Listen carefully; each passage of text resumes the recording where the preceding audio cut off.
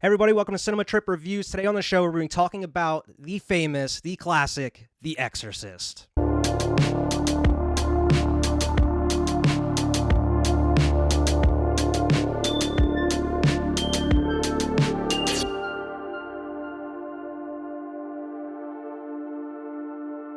Welcome back to Cinema Trip Reviews. We got a huge special show for you today.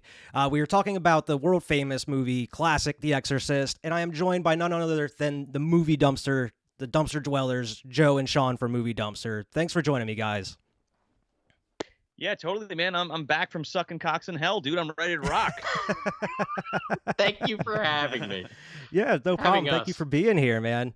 You've been on the show before here, Joe. We talked about American Werewolf in London. If anybody hasn't seen that one, go check out the review. It was a great time. Had a great time doing that one. Go check it out. That's one of my faves. Like, I really love that movie. I had a great time talking to you and Vern about that. It was awesome.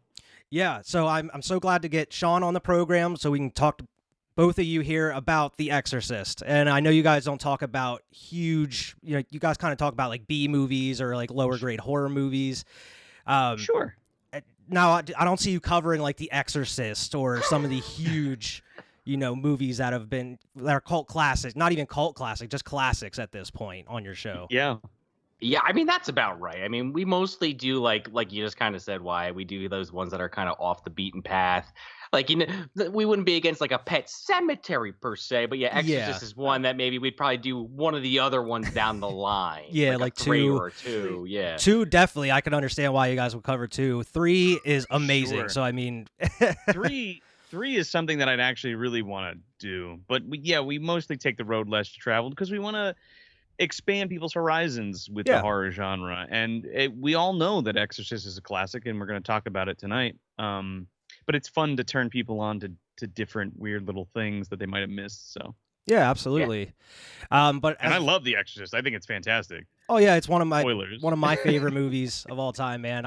It was great just rewatching it here this past week. I know a lot of people kind of say because especially with the the version you've never seen, like the director's cut, which is like pretty much the only way you can really watch it now. I feel it's hard to locate the original cut that was released back then. It's like the Star Wars theatrical releases, man. Like you got to go torrent them.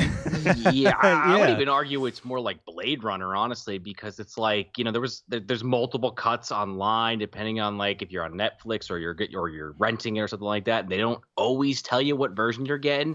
Yeah. So you'll be like 20 minutes into the movie unless you've seen it so many times that you know the exact differences, and you'll be like, what? I don't see any crab walk. Where's the spider walk? Where is it? I watched the wrong version because that happened to me before. There's no crab walk. Yeah, I was like, what the hell? I thought this was in this version. It's like, well, that's that version. You watch the producers. You got to watch the directors or whatever it is. Yeah, and it is kind of a longer movie with everything added in. I mean, there's not much added in, but I know to the audiences nowadays that are kind of like have a little bit of more shortened attention span, it may seem a little bit longer and drawn out, but man, I feel like because it focuses on the characters so much, that's what makes it so intriguing about it. And it's one of those movies that I think it aged perfectly because it still holds up for me because we've all watched it, since we were kids. But I remember like a couple of years back showing it to a friend who's never seen it before, but you get frustrated because now for people who have never seen it, it's like nothing. They're so just unfazed by it at this point. Yeah, that was always like me and Joe had a friend years ago. I don't know if you remember this, Joe, but Texas Chainsaw, one in particular, would come up, and they would be like, "Oh, well, I watched that with a friend, and we were laughing through the whole movie." And I distinctly remember. I don't know if you remember this, Joe. It was with our friend Tara from back in the day, and we were like laughing at. Did you miss this? Did you watch the same movie as me? I mean, I get it's maybe a little bit older, but that's a pretty terrifying film. I think some people have a.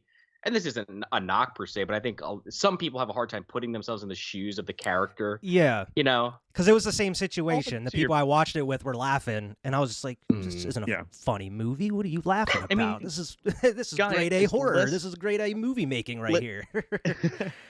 Lest we forget, The Exorcist has been parodied to fucking death. Oh, yeah. True. I mean, there was an entire movie like Repossessed with Leslie Nielsen, and Linda Blair is... not reprises a role, but is basically the same thing. Like, so Scary Movie 3 or 4 definitely had a parody. Yeah. But most people by that time, especially our age, had seen that first or even a little bit younger than us that had seen that first before they saw The Exorcist. So they're probably like, oh, this is stupid or whatever. I'll tell you one thing. You take this movie and you watch it seriously by yourself in the dark with the volume up. It's fucking terrifying. Still terrifying. Agreed. Yeah, it's great. Now, like, when was like around the first time that you what was your first experience with The Exorcist? Mine was the version you've never seen when it was re-released in theaters. I can't remember watching it on TV, but my mother used to tell me about it, and I had rented it as a kid. But seeing it in the theater for that the version you've never seen, oh man, that would have been awesome. Pretty awesome. I think I went with I went with my folks to go see that because my mom loves this movie. Mm-hmm. So I'm pretty sure that was my first experience with it, and then subsequent rentings afterwards. I mean, mine was definitely just like watching it late at night when no one was up, because that was definitely not a movie I was allowed to watch. And probably not even really seeing it in its total completion until I was like in my late teens, early 20s, just because it was one of those ones, I got to watch 10 minutes here, 10 minutes there. Beavis and Butthead Do America is another one that comes to mind with that, but I digress. So probably when I was well, there you go. Probably when I was maybe not a kid, but young teenager. Yeah, I believe I was definitely too young to be watching The Exorcist when I first saw it. Because my dad was one of the first people that introduced me to horror movies.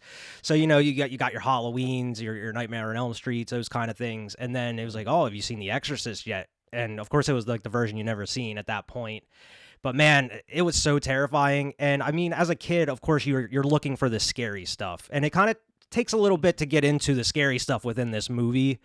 But man, especially seeing that, like, the spider walk as a kid for the first time, it was terrifying. And it's like the ending and everything, with their face being cut up, which we'll get to, man, it was terrifying as a kid. But as you get older, you really grow to appreciate the character development of all these different characters throughout the whole movie.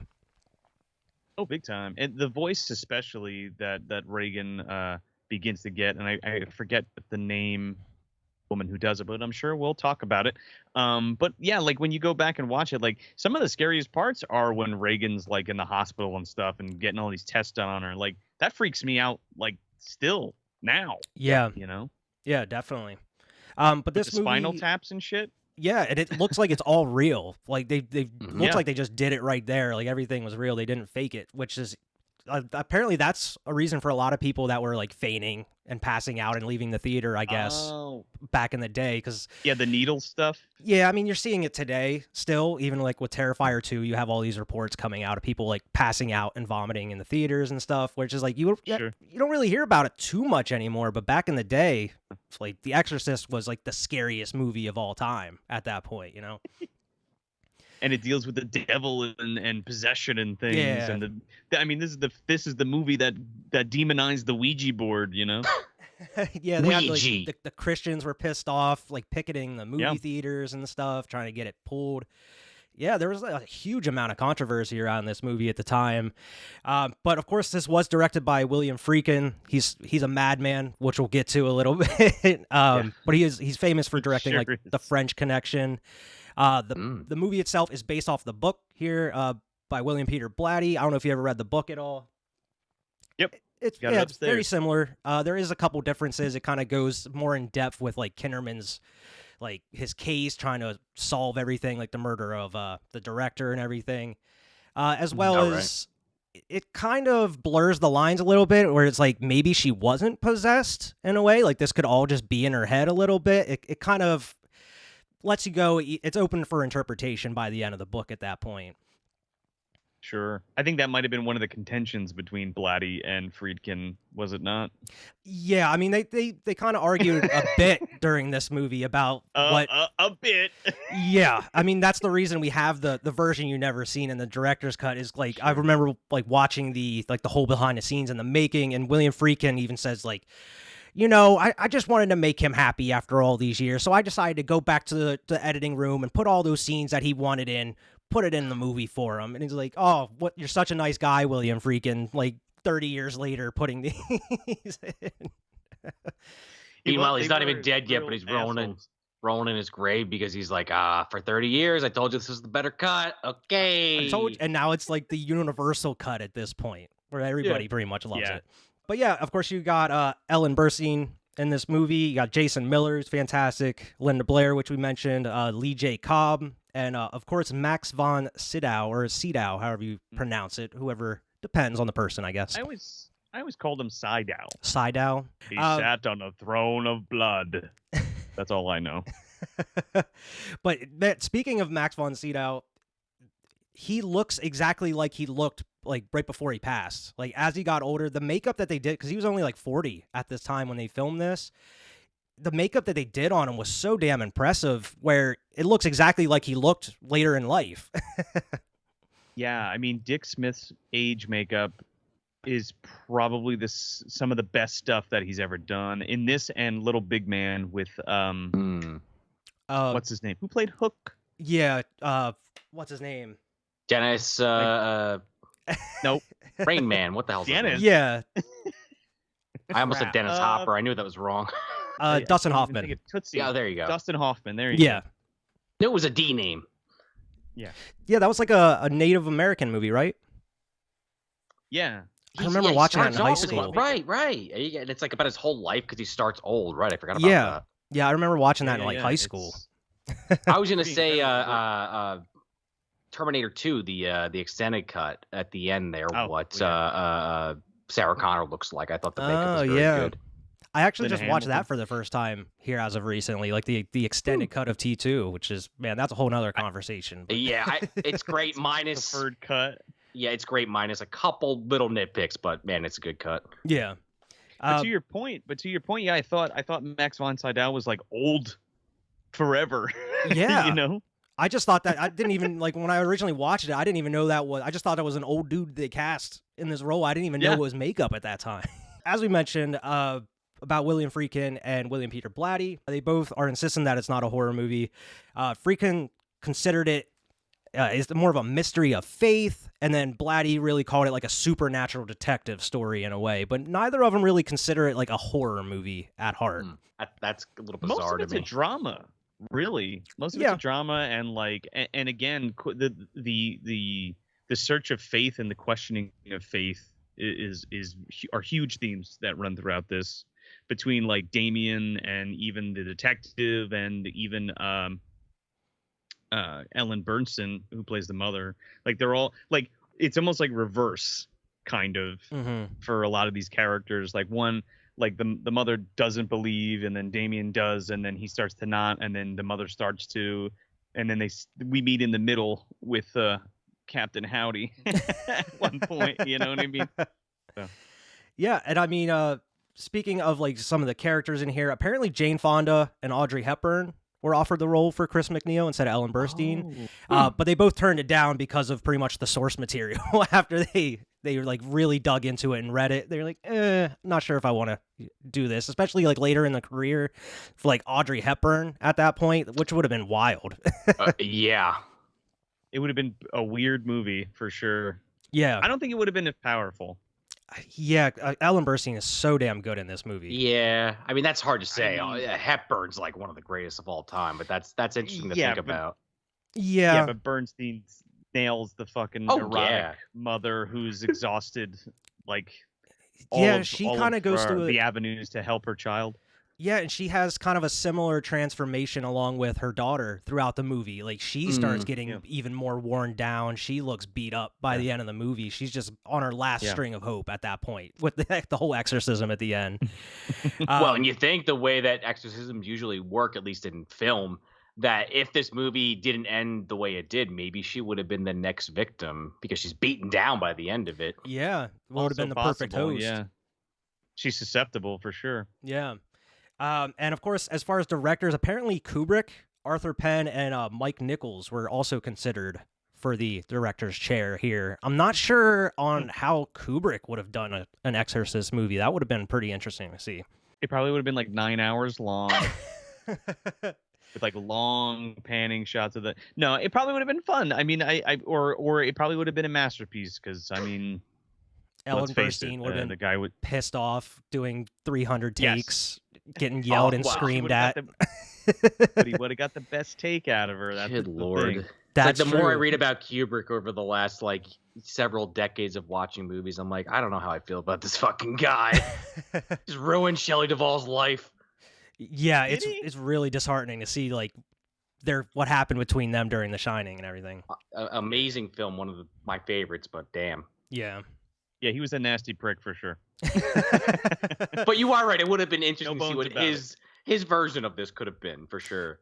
And speaking of like nasty pricks, I don't know if it's that far, but William Friedkin as a director, oh my god, he is a madman apparently. Going as far as to get the best performance out of actors either by slapping them, firing guns off just behind the camera, just with blanks and just firing guns off to get genuine like scared reactions from people. It's wild to hear some stories about William Friedkin. I think that is absolutely incredible and this weird time capsule to hear, because you could never fucking get away with that ever again except in the wild, wild west of the 70s or even the 80s. Like, I think even the 80s, there would have been someone from the union knocking at the door if they heard a gun going off. Maybe. Yeah. I don't know, dude.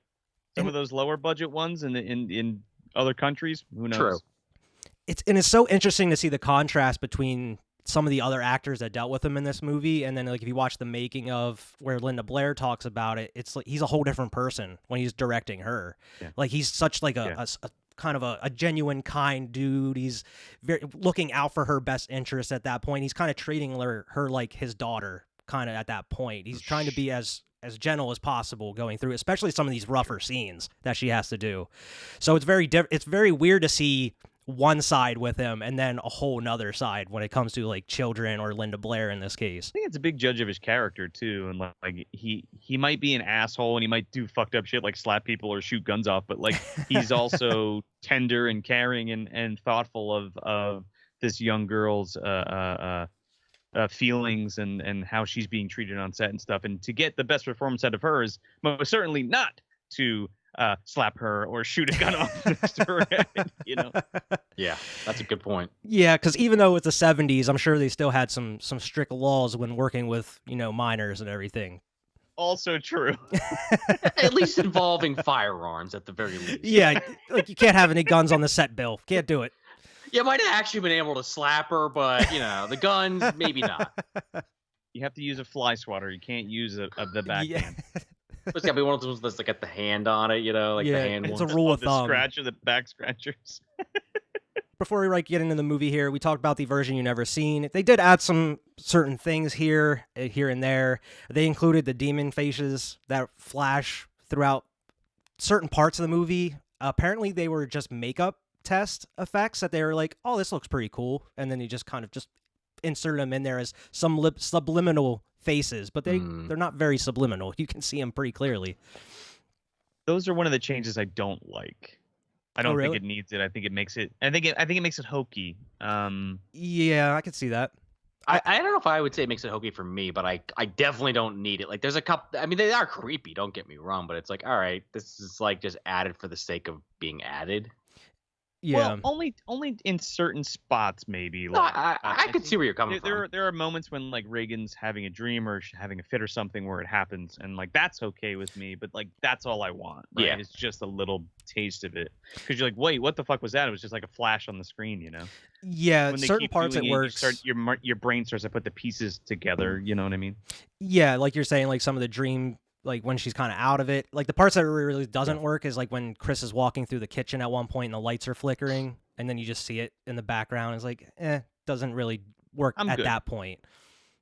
It's scarier that it's upstairs and you can't see it. To me, you know what I mean? The foreboding evil that's right above your head. Yeah, because there's so many points in the movie where they're just talking downstairs, and then you just hear the yelling and screaming and shit going Bangs upstairs. And yelling and it's fucking bone chilling, man. It's frightening.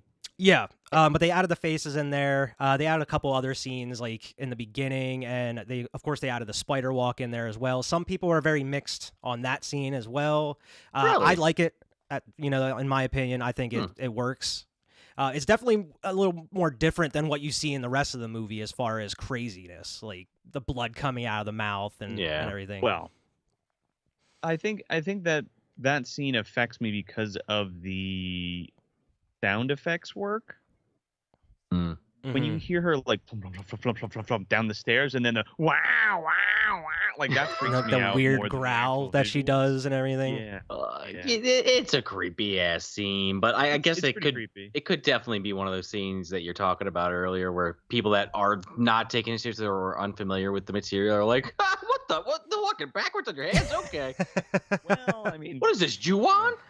It could have got a lot weirder too, especially because they filmed one of the scenes that happens in the book, but it just did not translate well at all. And it's kind of similar as I believe it's like right after the spider walk is Reagan kind of climbs around on all fours and like has like a snake tongue that's like flickering in and out, and she's going around trying to bite people's ankles and shit. And it sounds, it's great in the book. It's very creepy and scary, but man, when you see like the test footage of it, it's pretty funny. It's pretty hilarious. It just wouldn't fit at all in this movie. Yeah. And I know we're going to talk about it, but it's like the placement of that spider walk, like where it happens, is kind of that pivotal moment where everything starts to go from, oh, we don't know what's wrong with her, to like, oh shit, something's really wrong with her. Yeah. And then you have to get her back up in the room. Wow. Oh my God, yeah. Yeah, right. I'd be like, oh fuck. Leave that to like Carl and the other housekeepers. Right. They can deal with that one. My maid, can you go put my demonically possessed daughter back in her bed? I need to go do a shoot. Like, I better get paid extra for this. But the other thing that they added, which Friedkin wanted, it was under his direction. He didn't think it was needed in the movie, but it was one of those final scenes between Marin and Karis when they're sitting there on the stairs right after going through the first part of the exorcism, where Karis is like, "Why this little girl?" Like, and then Marin goes in on a little rant, like just explaining it. Friedkin took it out because you pretty much got that message throughout the whole course of the movie. He didn't think it really was needed to have them explain it to you one last time. But Blatty was very insistent until the final cut. Like, are you telling me that the director was like, you know what, people will get it. I don't gotta beat him over the fucking head with it. I don't need to explain the fucking thing that happens in the movie, because if you're watching it, you should get it. Yeah, exactly. Right? Imagine that. Imagine. Take notes. Some directors in Hollywood out there now. Literally 90% of people making movies right now. Yeah. But man, we might as well just hop right into this classic of a movie. Do it. It starts right off in northern Iraq with Father Marin over there, just doing some digging. I kind of love this scene, but why the hell is he out there? Now, I saw when I was looking into this, apparently they agreed, they actually filmed this in Iraq and everything, but I guess one of the conditions with working with some of these people and using their area, they wanted the directors and the filmmakers to teach them how to make fake blood, I guess. Like, everybody, like the people that they were working with over in Iraq and Iran and stuff, apparently they wanted to learn how to make fake blood. So William Friedkin and everybody taught them how to do it, and I guess that was part of the deal. I would have liked to know how to make that pea soup. It's not hard, man. I had to do it for my promo video I made here. The beginning of the month, my girl had to throw it in my face for the Exorcist video I made. If anybody hasn't seen that, go check out my Halloween Spooktacular promo. It was a pretty fun one to make. Definitely got to see it. And just by the way, if we didn't see it, it's like it is totally Instagram's or whoever the fucking thing's fault, because it just like pushes shit out and we don't get to see it sometimes. Definitely keep promoting it so we know about it for sure. Oh yeah, someone digs up this little hole, and the whole course of this movie, I kept thinking about what would a modern director, a modern horror movie do with this scene. And whenever they dig out that little hole where they find like the little Pazuzu head, I just imagine there's going to be a jump scare or some musical sting. If it was a modern day movie, they would have to do some kind of like jump scare, something, a bat flies out of the hole or something crazy like that, Bat flies out of the hole. They're going to flash that fucking face on the screen just so you know that it's a demon. But that's the great part about it. They play it so straight. Oh yeah. I don't know if you're going to talk about this, but Pazuzu isn't even a demonic spirit. See, I didn't know that. So you're enlightening me here now. Yeah. I'll be damned if I can remember. Because I looked that up recently, and I could have sworn it was like another term for Beelzebub, which is like one of the three, not gods, but three main demons from hell. Okay. The image of Pazuzu is not. Oh, the image. I don't know if it's called the same thing. It might be called the same thing. It might be just Pazuzu in general. But sure.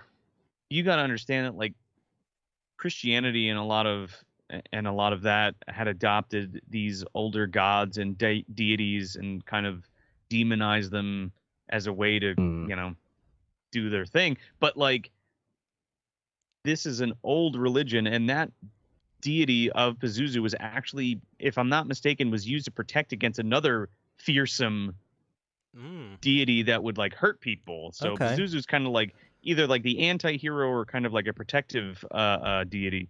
I forget what it was. It's like old as fuck. Like, maybe Sean will remember. Not okay. So when they talk about it in Ghostbusters, they talk about like Gozer and what was the Sumerians? Yeah. Well, sure, probably. Yeah. That's what it was. So like, we're talking about Sumerian and pre-Sumerian civilization type shit happening with Pazuzu specifically. If I'm getting that correct. Yeah, and I don't even think they mention Pazuzu itself in this movie. I mean, you get the statue, you get the little head, but I'm not sure if they actually name drop Pazuzu in this movie. I don't think so. I mean, the only reference to the actual demon is Captain Howdy, is how it addresses itself to Reagan. But like, the imagery is most certainly Pazuzu. Yeah, and then of course you get everything subsequently in that terrible second one with like, I am Pazuzu. Wow. That shit. Yeah. You're right. It's definitely something there like you that. go, you know. But I always felt like, and again, maybe this is my headcanon, but I always related back to Beelzebub. And I know that's in some cultures, it's just another name for Satan. But I always personally, maybe I'm just talking out my ass here, but I always just, Beelzebub in particular always had to do with famine and bugs and stuff. But that's, again, that could be my personal headcanon of horror or religious antagonists, I suppose. Isn't Beelzebub like exclusively the devil? Christian? Well, that's what I'm saying. There's different interpretations of it, and I am not the forefront knowledge on it, but that was always my understanding, is that in some cultures Beelzebub was more specific, but yeah, he could also just be another term for Satan for sure. Again, don't quote me on that. Don't quote me on capacity right now, so don't quote me on any of this. If I'm right, though, absolutely quote me on it. Yes, in that case. The people that dig up like the little Pazuzu head, they bring it to Marin. He's like, this means something. This means something. This is important. I'm going to do an exorcism soon, okay? Yep, oh, he's back. Like, because... like he's some kind of like fiend or foe.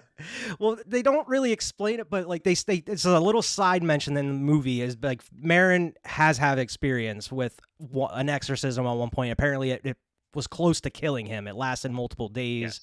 But it's a very small line in the movie where they mention it is whenever like the priests are kind of judging whether they should go through with the exorcism and whether Karis should do it. But then they throw away that line there. But yeah, Marin gets the head. He's like, oh, he's back. I gotta go figure out what does this mean? And you find out he has like some kind of, he takes his heart pills. He has like those little white pills, which of course comes up later in the movie.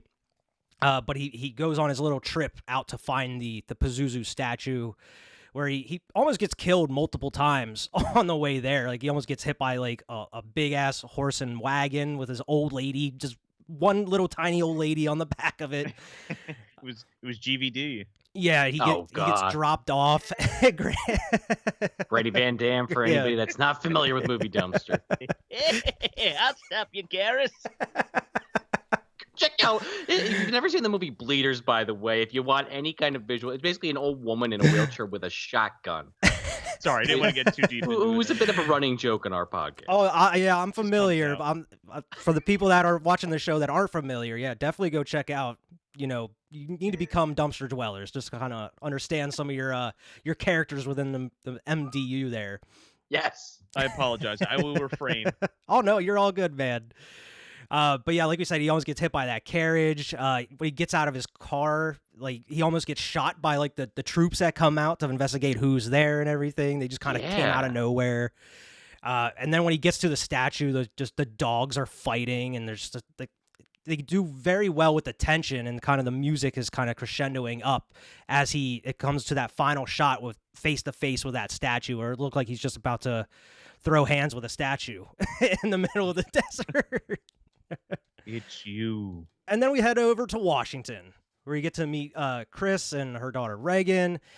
Chris is visiting Washington. She's living there on location because I guess she's shooting a movie with Burke Dennings at that point in time. But you kind of get accustomed to their house and the layout of the house. There's noises in the attic, which she's saying there's rats. Got to investigate those rats up there. But I feel like That's rats creepy just by itself. Yeah, it's a little bit of scratching, but then you get like knocking and other like thumping sounds. Yeah. Like, I don't know if that's rats. You might want to get that investigated a little bit more. They must be boogieing down up there, man. It must be. There must be a ton of rats in that attic. Yeah, Willard lives upstairs. Oh yeah, maybe. He's got the whole It's army Billy around from him. Black Christmas, actually. He's up there. Oh. She walks in like Reagan's room, and instantly it's like it's already happening because the window's open already. It's cold. You know, you can see like her breath is immediately when she walks in the room, and nothing has even happened at that point yet. Really. There's a lot of good visual storytelling throughout the whole film, but especially like you're saying in the beginning, audio storytelling too with that opening scene. Mm-hmm. It really sets a lot of stuff up. Like you got to be paying attention. Like if you're like sitting there on your phone, you're missing all this good stuff. Yeah. Oh yeah. And of course, you get the famous tubular bells, which is like always mistaken for the Exorcist theme, but it's like a kind of alternative prog music, like 20-minute song pretty much. But you only get it like twice in this movie, I'm pretty sure, like one towards the ending, and then of course here whenever Chris is kind of having her little stroll. It's like Halloween time. There's kids like dressed up in costumes. She's walking to the set and everything. I will say that I feel like they did use tubular bells like in all the trailers though, so I feel like that's probably why people also associated it. Yeah, but it's not nearly in the movie like a as Halloween much. playlist thing because of that, you know. Yeah, but it's only used like very sparingly, like twice, and it's very small amount. And there's really not much music in the movie itself. I mean, there's some in there, just kind of give a little bit more atmosphere, but there's really not much. And I feel like that really is what makes it a little creepier at the same time. They definitely do the thing where like if there's a radio on or there's music in the environment, they weave that well as background music. Yeah. Gonna get more, immersive. Mm-hmm. If I'm not mistaken, I'm pretty sure they had music that they were using and then replaced it with tubular bells. I might be wrong on that. Okay. But I'm almost positive there was another music track there, and they were like, this isn't working, and replaced it with that. Okay. And then boom, all of a sudden it became iconic. If I'm not it's mistaken. huge. You get to see Chris filming her scenes there on like that campus for a little bit. Karras is there just kind of watching, which it's your first introduction to him. He doesn't really say much in that scene though.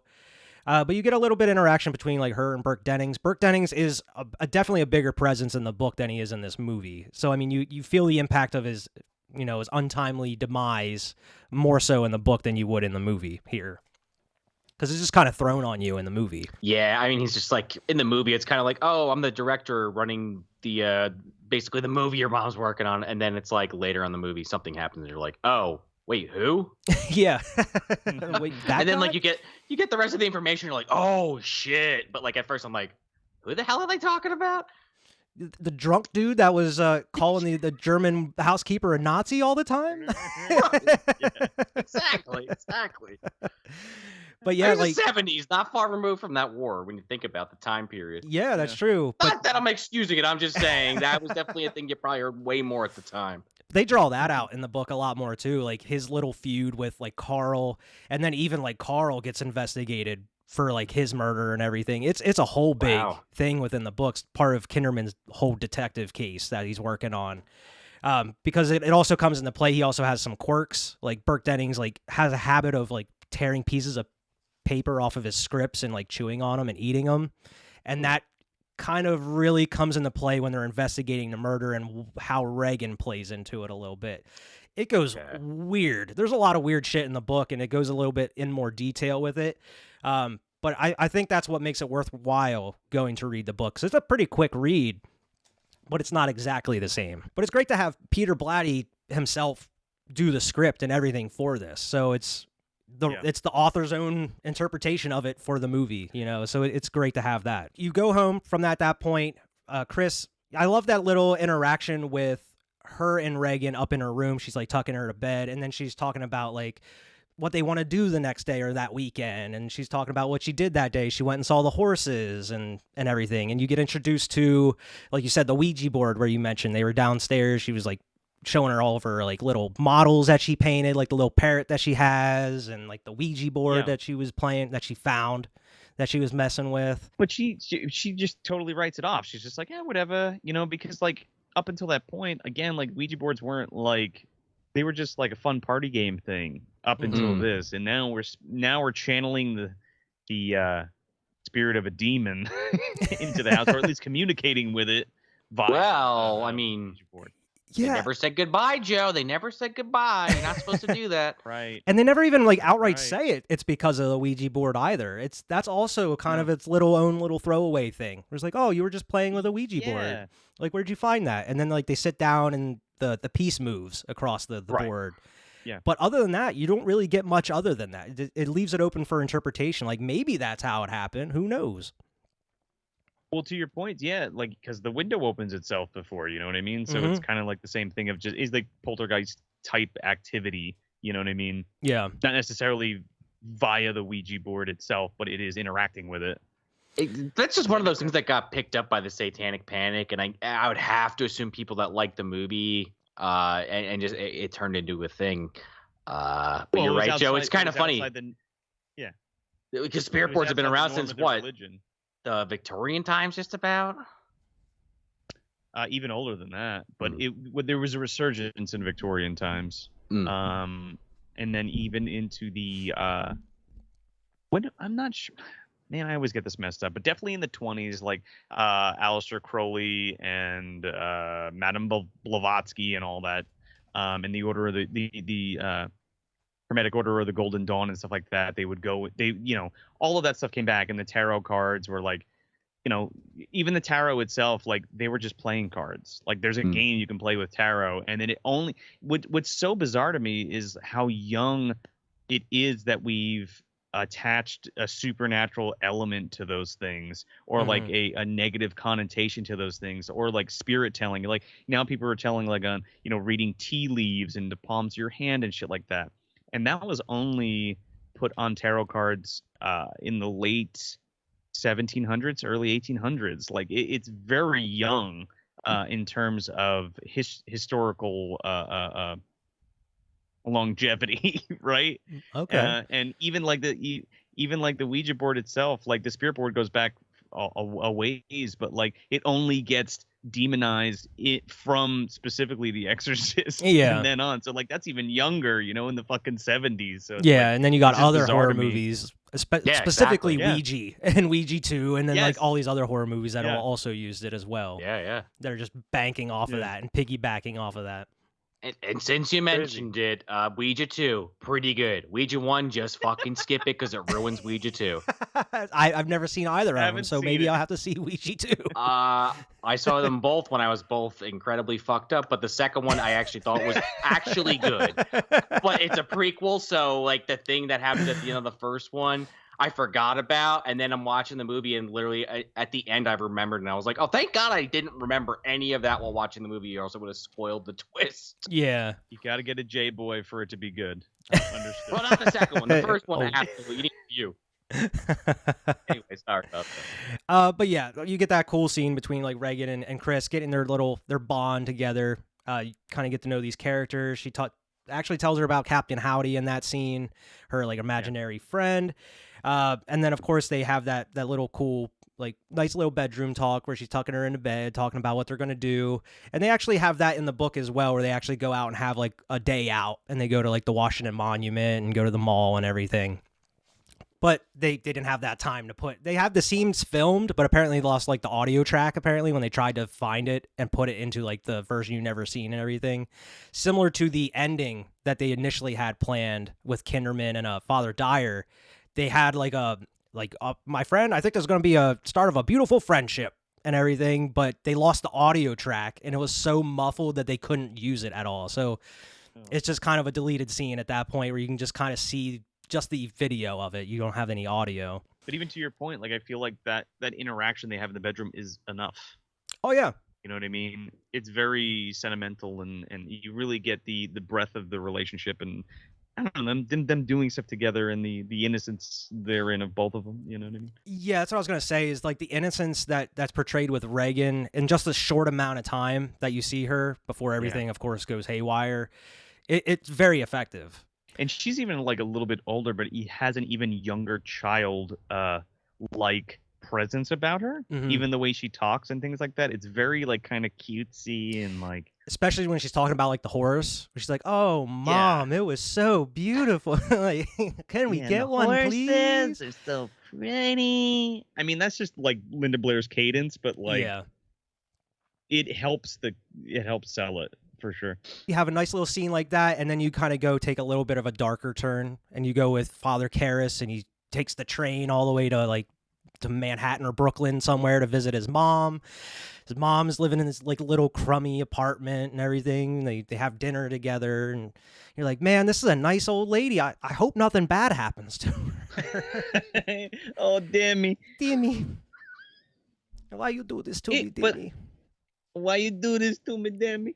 But I love all of this stuff with Karras, because again, these are the steps. Like he, in his head, he's just like, this is God's plan for me. This is just the way it is. I'm just gonna do my best and blah blah blah. But like his kind of descent into, I wouldn't say becoming unfaithful, but definitely questioning his faith. Losing his faith big time. Yeah. I mean, they also play up the whole.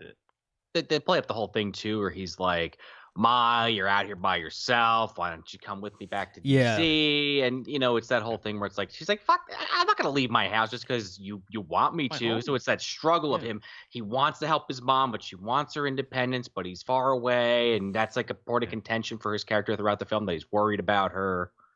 Yeah, I feel like you see that a lot with like, especially like around that time of film with like some of the older folks who are like, "This is my home. I've been here all these years. I'm not leaving it." Like, hey, I completely understand it at that point. She gets sick and becomes incompetent, and he has to put her in a home, but he can't afford it. Yeah. You know what I mean? And it's like a shitty place where she ends up. You know what I mean? And it's just like, that hits me fucking hard, man. Part of it is definitely whatever Pazuzu or what have you is definitely doing something to her, as we find out. But yeah, that is like, holy shit, that goes one way that you don't expect. I guess it's up for debate, but that's how the movie presents it, is that it's because of Pazuzu that she dies. If nothing else. I think it's just an unfortunate event. I think it's just because he's old, Yeah. And it's just that's just the way the fucking life rolls the dice at you. Because I don't think Pazuzu affects anything outside. If it even is Pazuzu, affects something outside of where it's currently residing in Reagan. I mean, there are parallels, but not yet. We don't get there yet, right? True, but to be fair, the part that he's not involved yet. Yeah, right, but correct. But we are also jumping ahead a little bit, because that part doesn't actually happen till he's involved. Well, yeah, sure. Yeah, but throughout like that apartment, you also get kind of a, like, they don't say it, but you kind of get some of his past and stuff. Like you get pictures of him like as a boxer. You find out he's a former boxer and everything, which comes up eventually a little bit later. But there's like pictures of him with like medals and stuff hanging on the wall, and then it's kind of heartbreaking because you see like he wants to, like we mentioned, he wants to put her in a home or get her out of there at least, and she's just refusing. And then like as he's leaving, when she's falling asleep, he like slips money onto her dresser and everything for her and everything. Like he's doing everything he can to look out for his mom, and she's just not about it. She just wants to stay where she's at. She's happy where she's been all these years. You think he took that out of like the donations from the church? Oh man, I don't know. Karras is a good guy. I don't know if he would do that. That's out of his own pocket. Do priests get paid? How does that work? I mean, he's a psychiatrist too, isn't he? So maybe he gets paid for just doing like that work. I don't know. I don't know if he gets paid for being a priest. Yeah, I guess. Oh yeah, that's right. He is a psychiatrist. Duh. Yeah. So I don't know what the specifics are of being a psychiatrist priest. Like, can you only analyze other priests, or how does that work? I don't know. There are stipulations, right? Yeah, can he get paid? He's given mom part of his government stipend.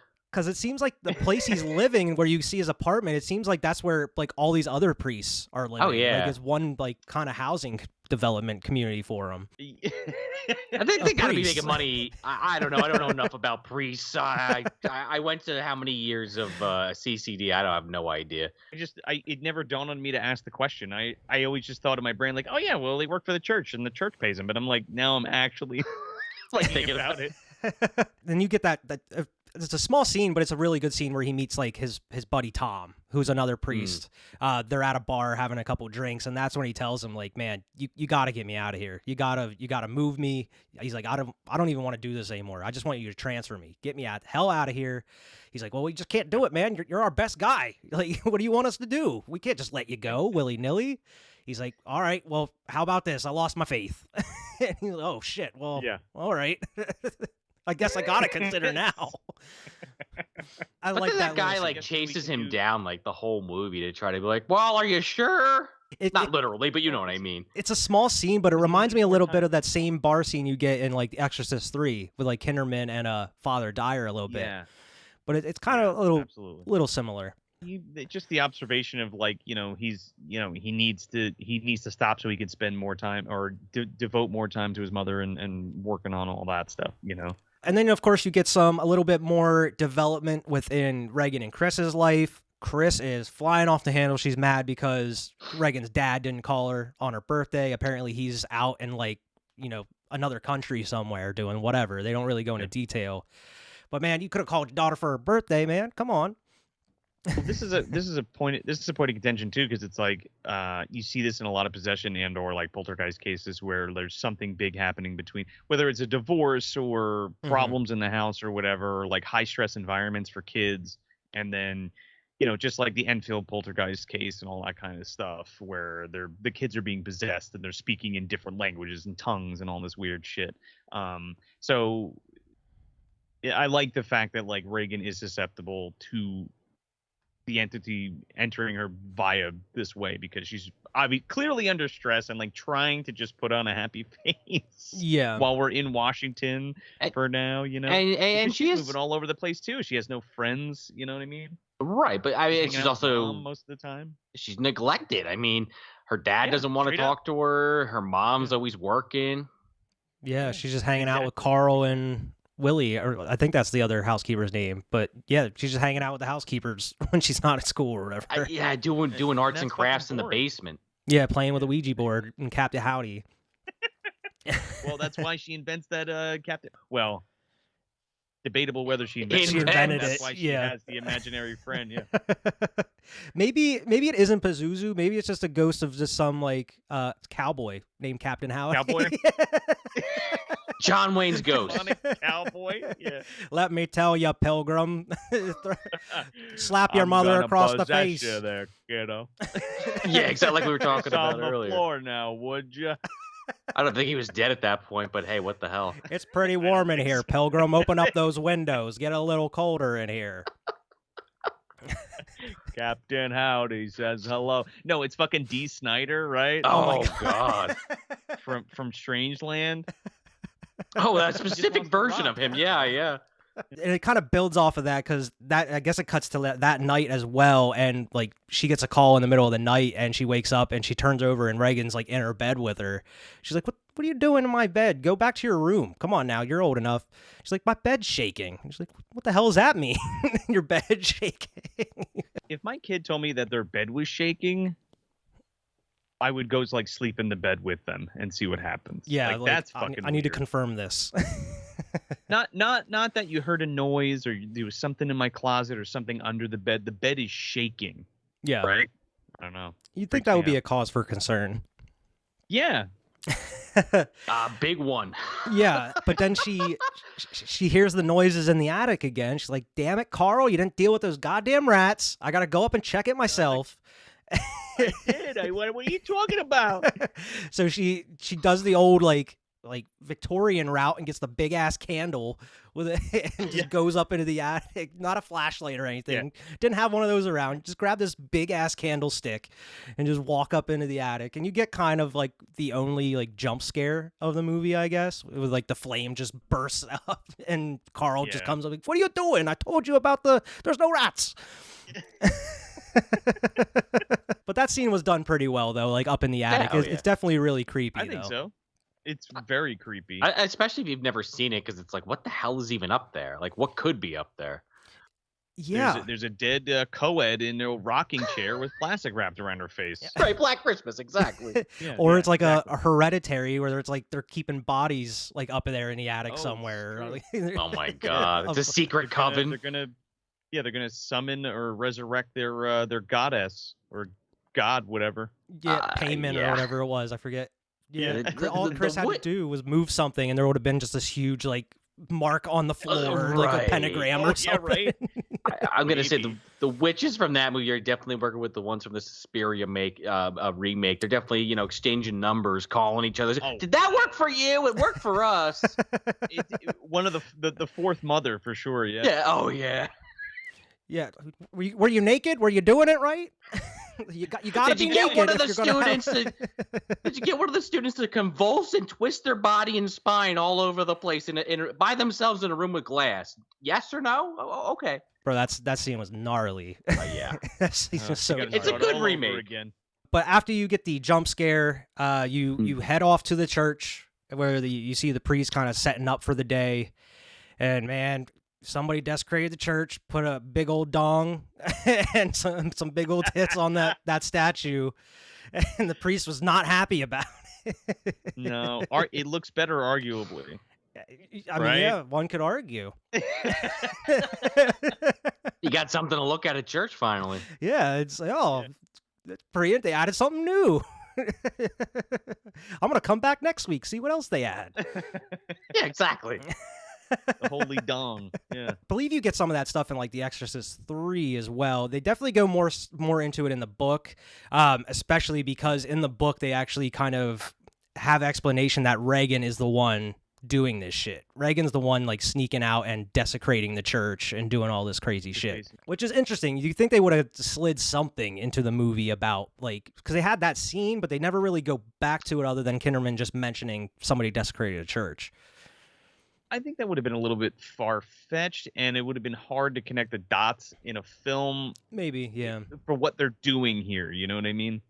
Yeah. I think it's a little much, to be perfectly honest. Yeah, because in the book, the way they link it is because the same paint that they put on the dong and everything on the statue is they analyze it and they find it's the same paint that Reagan uses on like her arts and crafts and shit, because Kinderman ends up stealing like one of her paintings or whatever whenever he goes and visits Chris, and then he analyzes like, all right, that's a match, it's this girl, but how am I gonna just arrest this girl? Right. No. Well, and again, the movie, I feel like they don't have that in there because they just want to be like, nope, she's possessed. There's no question about it. That's the movie. Well, and it's already a 2 hour 20-minute movie too. True. Yeah. Regardless, they're gonna cut stuff in the book. I'm just saying, I feel like maybe specifically it was cut because they don't want any question, for you to doubt. Yeah. It's a straight up possession. And they even like the version you never seen even furthers that by like digitally adding like the faces on. Like whenever Reagan has like the psychiatrist over, and even with whenever the spirit goes into Karras at the end, like you see that little demon face kind of pop up on his face that they added in there, which is fine. It's like I could do without it. I don't need it. Yeah, I agree. The context and everything, it's enough. Yeah, but then you head to probably the most 70s office you've ever seen, doctor's office. Oh yeah, green and orange and all nasty. You're starting to see Reagan kind of turn into this other person. Like she's saying, like that line that she has where he's like testing her reflexes and everything. She's like, I don't feel anything or whatever. Like, damn. Oh, with like the thing on the knee and it's like no reaction. Yeah, he's like, well, do you feel that? And she's just not paying attention at all. And she's like, I don't feel anything. And just snaps at him. Go fuck yourself. Go fuck what did you say? Yeah, because mom's running all these tests on her. It's just like she doesn't know what the hell's wrong with her daughter, and she's like taking her to like every specialist. the mother laughs because I think there's like she's at the gynecologist at one point. She's like, "Oh, jeez, I can't believe she said that." Oh And yeah, yeah. something's up with your daughter. She's fucking waxing about horses, and now all of a sudden she's cursing like a sailor. Yeah. Like, what's going on here? Because, like you mentioned, the first diagnosis is like he thinks it's like a disorder of the nervous system or like her brain, pretty much because of everything that's going on, like with her parents or at home, like you mentioned before. Where it's like, yeah, I guess that's obviously like the first step you're going to take, but it's kind of a drastic swing. And I think it's kind of a funny scene where it cuts back to her just kind of hanging out in that little office, and she's just like humming to herself, just staring off into the distance, like bouncing off the wall. Touching the like touching the fucking door and stuff. If she wasn't that old, that would just be regular like toddler behavior. I feel like just walking around, but that She's was definitely preparing for the coming of Gozer. The Gozer. Maybe that's who Captain Howdy is. It's Gozer. It's possible. Oh God. Gozer's really hoping for Reagan to summon Stay Puft. Didn't quite make it there in time. This is the spiritual prequel to Ghostbusters. It's possible. I could connect those dots if you wanted me to, Wyatt. The Pazuzas, the Sumerians, it's all there. You got a few hours? The doctor's like, oh, has she been used to swearing at all? Because she used a pretty choice couple words with me here. And she's like, well, she never swore. What did she say? And he's like, well, I don't know if I'm inclined to say. And she's like, no, tell me. I want to know. He's like, well, she kind of told me to take my fingers away from her fucking cunt. And she's like, oh. It's like, oh, okay, so maybe she did learn this from you. You're laughing. Well, that's definitely what the doctor's thinking. Yeah. When is mom saying that? Jeez. Yeah. Some gentleman suitors coming over to the house every now and then. Oh no. Chris gets around when on her business vacations and doing films. I mean, she's in the States. Why not? Yeah. Quick, I just want to cap that off because they are living in the penthouse suite of Spook Central at the moment. It is a rental. That's true. Have you ever been there? Like to the steps and everything? Nah. No, I definitely want to go sometime. It's not live 2 hours from it. I don't know why I've never gone, but yeah. I was there once by complete accident. Like I didn't go there I was there for something else, and on our way out of DC, like we were out at light, and I looked over, I was like, those steps look kind of familiar. Oh. And I was like, holy shit. And then we just pulled off and walked over, and sure enough, they have like the plaque and everything there, and you can walk up the steps and see the house and stuff. But it was just by chance. Really cool. And I was like, holy shit, that's crazy. We just stumbled upon this. I mean, I've definitely in New York walked past the firehouse. The Ghostbusters firehouse, yeah. Oh yeah. See, I've never seen that in person yet. Oh, it's really it's smaller than you think, actually. Really? Yeah, maybe when we go visit Justin Esquivel from Epic Film Guys, we'll go check out the Exorcist steps in DC. Yeah, shout out to Epic Film Guys. Hell yeah. Yeah. check out those steps. We got to go. So we switched to another, like you already said, Joe, a little bit earlier. This is a pretty depressing part of the movie. Karis's like uncle, his mother's brother, like committed her into like this. Is it a hospital? Is it like they don't really explain what it is, because it looks like it's like a psychiatric ward in a way. Like a One Flew Over the Cuckoo's Nest type area, because you see all those like women gathering around him, like as soon as he walks into the room. It's a nursing home, but it's, for eccentric, or not eccentric, but like older people with like dementia and, just old people. That's where they stick them, when they don't want to deal with them, and it's one of the on the lower end too. This is like the fucking Oliver Twist house for old people in terms of like money wise, because the uncle just stuck her in there because that's all he could afford. Yeah. Without even consent of Damien. Yeah, didn't even tell him. And it's such a depressing scene, man, especially when he goes up to her, and that's where we were kind of making fun. He's like, Dimmy, why you do this to me, Dimmy? Yeah. And then she doesn't even like want to talk to him. She just like turns away. She's like, I don't want to talk to you anymore. Like, leave my sight. He had nothing to do with it. It was out of his control. It's fucked up. Yeah. It's so depressing, man. Very depressing. I want to say, doesn't he, maybe it's while she's in there or right before she goes in there, doesn't he have like that vision? I believe That might be a little later. Is that a little later? Yeah, it's not long after this. Okay. Yeah, we're about to get there here in a minute. Immediately after this, like this is the only way he can release stress at this point. He just goes and starts boxing. He goes to the gym, starts boxing. You know, as you see a little later, he starts running. Like he goes to the track and runs. But that's the only way he can really keep his mind off of everything that's going on at this point in time, between losing his faith and everything that's going on with his personal life and his job, and then, of course, his mom on top of it and everything. Blown off steam, and I think that's a cool visual storytelling for that character in particular. Like, you don't have to say anything. Like, clearly that's what he's doing. You know what I mean? Yeah. At this point in the movie, it's just hopping back and forth between these, getting to know all these characters throughout the whole movie. You head back to Chris's house for her party that she's having. You get introduced to Father Dyer, who's a pretty cool character. He's like a Bryan Cranston I liken him to before Bryan Cranston. Like, he's so similar looking to Bryan. Like, if they remade Exorcist, well, I know we're getting an Exorcist movie with David Gordon Green for some reason. But maybe Bryan Cranston could be a Father Dyer in this movie. Who knows? Yeah. And maybe there could be like another priest that like beats him up and like takes his, you know, his lunch money? Or whatever, just bullies. Takes his rosary beads. Yeah, give me your beads. I need it for the exorcism.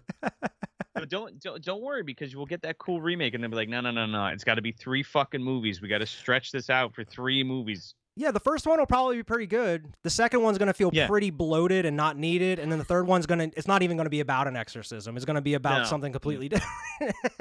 It's about going to get a Philly cheesesteak and it like not being the best one in town or something. Who knows? Oh, that's pretty bad. Went to Pazargino's instead of like D'Alessandro's, man. Like, yeah. What are you doing, man? Exactly. Why might as well just go to fucking Primo's at that point? At least it's decent. Like, what are you doing? But it is like the next scene is this dinner, is like this party that she's having. You get introduced to Father Dyer, who happens to talk to Chris about Karis, and even mentions about like his mom just passed. Like, oh, I feel for him. He's going through a lot. His mom just passed. He's like, I just saw her like 2 minutes ago. How did she die already? He's like, he just saw her in the last scene. But of course you get like the scene that like Scary Movie parodied and the other stuff. Like, Reagan comes down, it tells the astronaut there that he's going to die up there, which is pretty wild. Like, the astronaut, that fucks him up. And like in the books, it fucks him up. I mean, it would fuck me up. Yeah. And then she just pisses all over the rug. Talk about a haunting scene again. Yeah, it's been parodied, but like, come on, if that happened and you were there, you're gonna laugh at that shit. Yeah, I'd be pretty disturbed. She's feeling sick. They're having a great time singing show tunes, playing a piano, having a great fucking party. Piano. He's like, "Oh, we got a guest here." He's like, "You're gonna die." And like, "Oh, party's over." Yeah.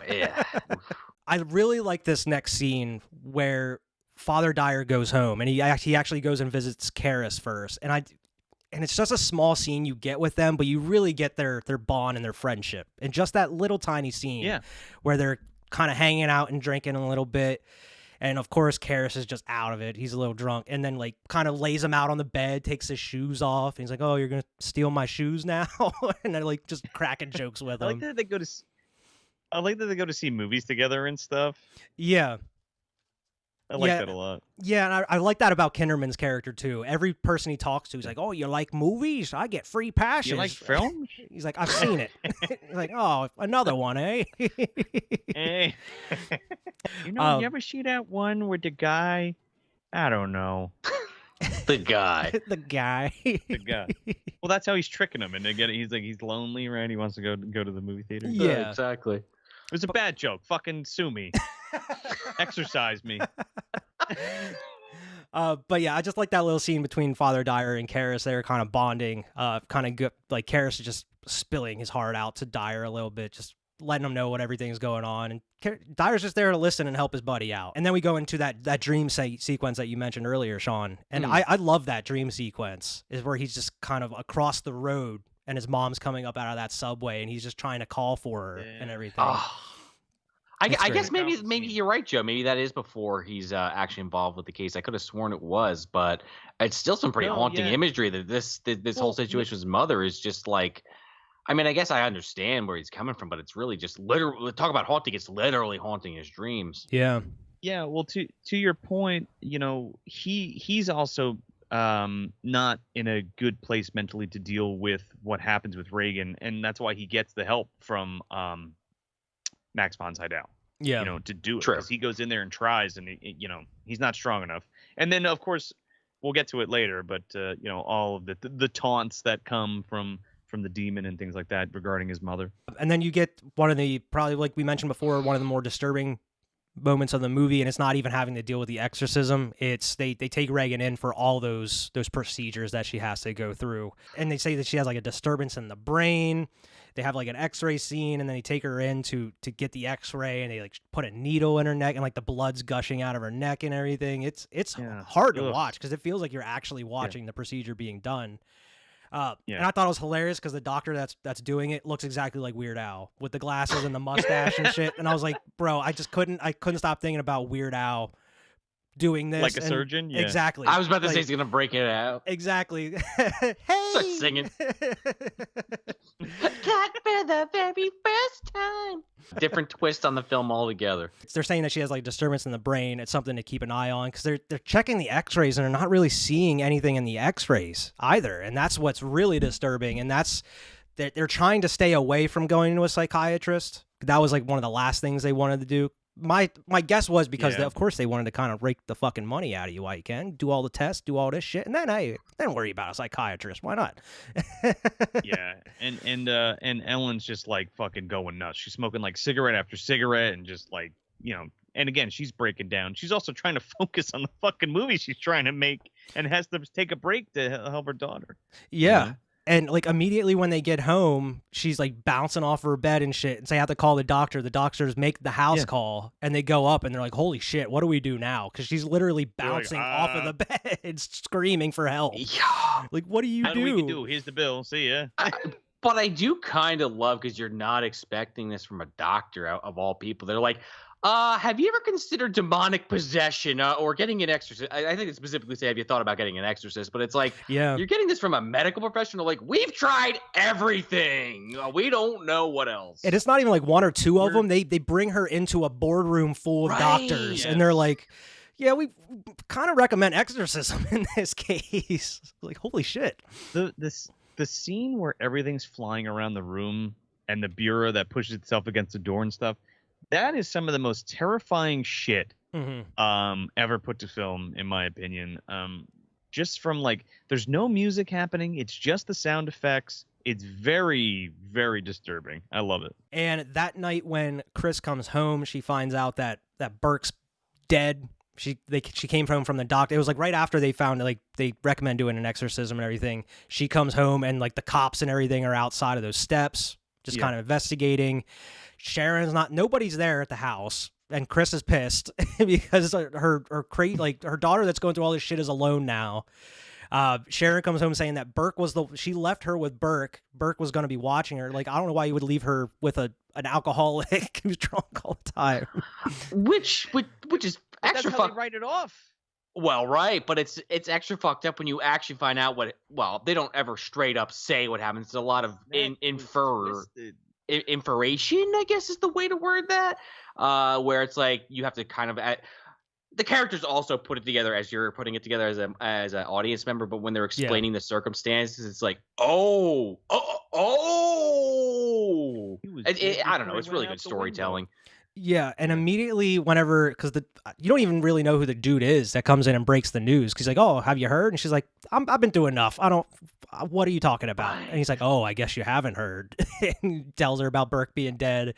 And then as soon as he leaves, this is the last thing you need is your sick daughter spider crawling down the stairs, bleeding out of her mouth and growling, man. Like, this is immediately after finding out your director's dead and this happens. Yeah. Which maybe is why that gets cut out of that original version. Yeah, I can see that. I guess. Oh, I'm sorry. That's not the guy who gets thrown out the window, is it?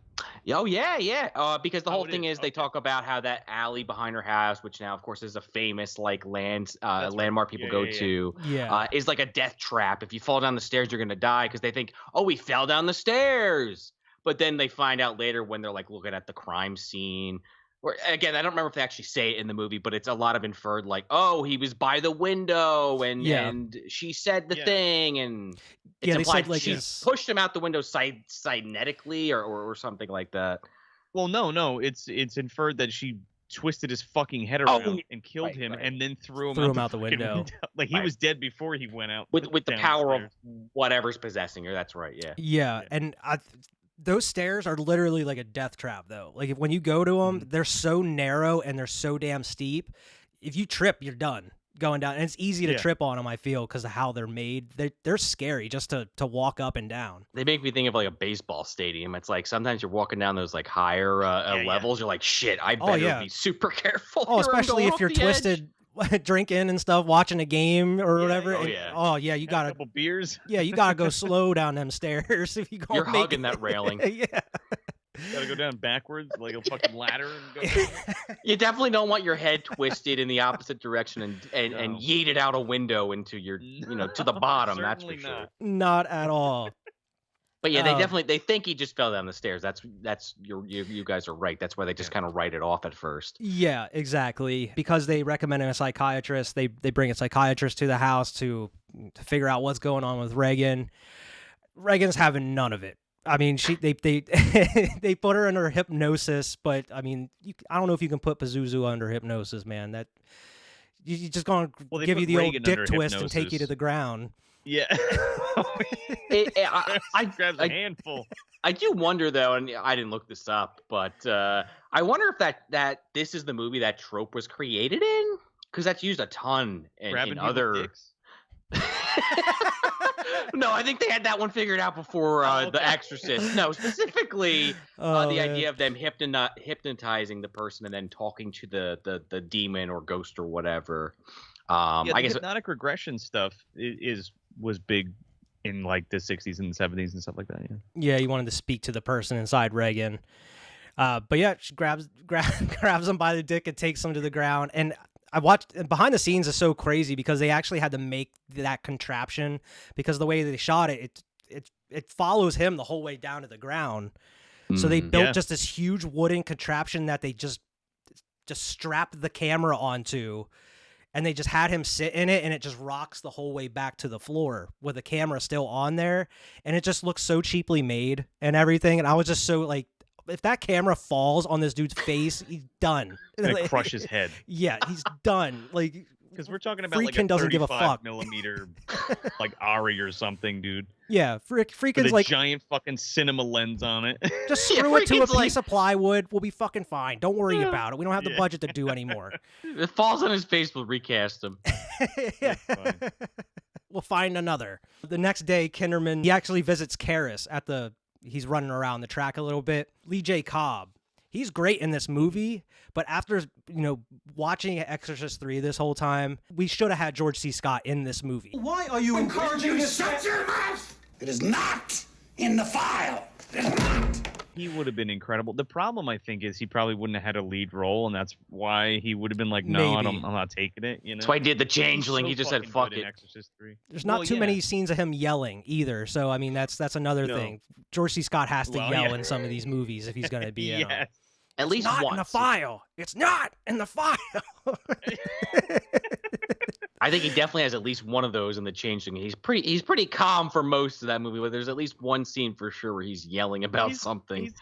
He's got a couple. Yeah. He is great, man. Oh, he's so good. He is crazy fucking drunk.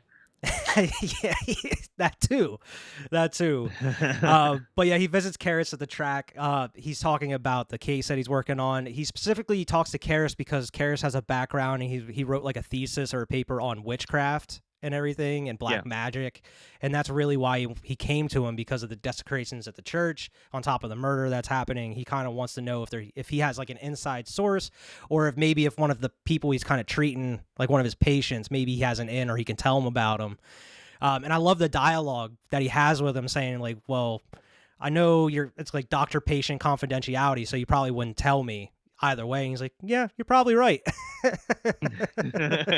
I love that interaction between them. And he talks about like, oh, they told me to look for a guy that looks like a boxer. He's like, there's no mistaking it. You're definitely a boxer. You got the fucking towel around your neck and everything there, kiddo. Immediately when they're done talking business. Oh, do you like movies? I like like you want to go see them. I get free passes all the time. You want to go see one?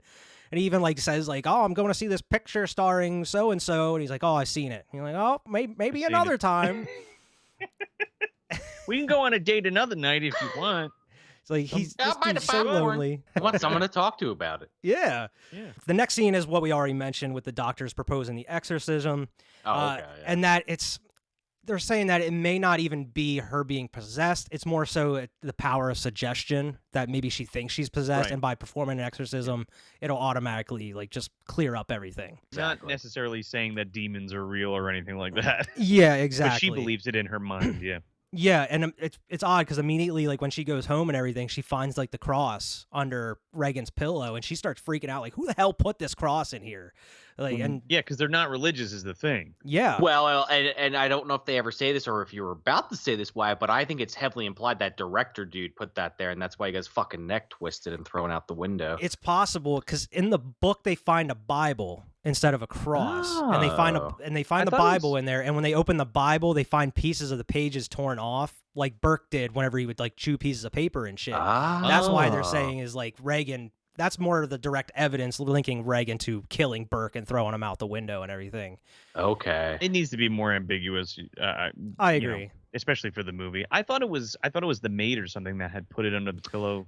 But that's also possible, yeah. She questions her at one point, the mother. That's true. Yeah, and I mean that's more so because of the book. Like I mentioned before, they try to blur the line whether she is really possessed or if it is all in her head. That's why they're kind of throwing this other stuff out there to kind of make you guess, to make you kind of figure it out. I mean, I like it either way. Oh yeah, absolutely. Yeah. Well, we all know what she does with that cross. Oh yeah, we're gonna get to that here in a minute. Sure does. Kinderman finds like this stone carving outside of the house, which is like, it doesn't show you exactly what it was, but for some reason I always thought it was the fucking head that Marin found at the beginning of the movie in Iraq, and I was like, how the hell would that get at the bottom of the stairs in Washington? But it never shows you what it is really. Like the director had like just in his pocket or some shit. It might have been, but it's something that you wouldn't really notice unless you're really fucking locked on paying attention. Yeah. I thought he was like playing with it or something. I could be wrong. But yeah, I mean that he immediately finds that and then goes and he visits the house. He visits Chris. He thinks that Burke was pushed from Reagan's window, and he lets Chris know that his head was spun completely around and everything. And that's, unless it was a super strong guy. It kind of reminds me of like Boondock Saints. He's like a really big fucking guy came in here and crushed his. A little bit, yeah. We need to have Willem Dafoe in this movie as a detective with Kinderman trying to solve this. Oh my god! And he's there. There was an exorcism. We need this guy. Wyatt's got to get on the phone with David Gordon Green. you got to get Willem Dafoe and play the same character that he did in Boondock Saints. He's coming up with some good casting choices. I don't know. He's like, I just solved this case. Dafoe would be, makes me feel like river dancing. Would be fucking incredible. This little thing. Dafoe as Marin would be pretty fucking incredible, but I don't think we're gonna get that. No, and Weird Al is the surgeon. Like, let's actually. Oh yeah, you gotta have Weird Al in there as the surgeon, man. Or Daniel Radcliffe could pull it off, maybe. Doing that Roku movie. Yeah. He kind of looks at her paintings and stuff too, which, like I mentioned before, he actually steals like one of the paintings or artwork, and then like they do the forensic science and figure out that Reagan was the one doing the desecrations. He just kind of looks at him in the movie and he's like, "Oh, who's the artist?" And as if you wouldn't know, it's a fucking child's painting and shit. It's like good detective skills there, Kinderman. Alan, you drew that? You drew that, didn't you? It was beautiful. Do you mind signing He's an autograph for my about daughter? The television in the corner. Did you get the television, detective? I lied. It's for me. My first name's Peter. Can you please sign it to Peter? Then it goes right into the scene that Sean was talking about. Yeah. Oh yeah. With the fucking, and you even mentioned about the wardrobe and everything moving across. This is probably the most, even still to this day, it's pretty shocking to see this kind of scene. Yeah. It's and this is in the theatrical, but I want to say like when they released it on TV years later, like this is one of the scenes they definitely cut for a long time. Well, they cut most I'm not even of talking it. like your cable. I'm saying even like on your premium channels. This is one of those scenes that, like, for a while you just be like, oh, where's that scene, or where's this scene? And then it was like, finally, the true version of Exorcist is available again, like in the 90s or the early 2000s when it came back out. Yeah. If I remember the edited version, I just remember it's just like they throw the stuff, they see the stuff flying around the room. She slaps Chris, and then it just cuts to her, like the up close shot of her face, saying like, "Do you know what she did?" And then it just cuts to the next scene. It doesn't really do anything else. Your daughter. Dude, that Your fucking voice is so fucking scary. Oh yeah, and how they did everything practically. Well, yeah, and it's ratcheted past 11 with her just into her crotch with the damn thing.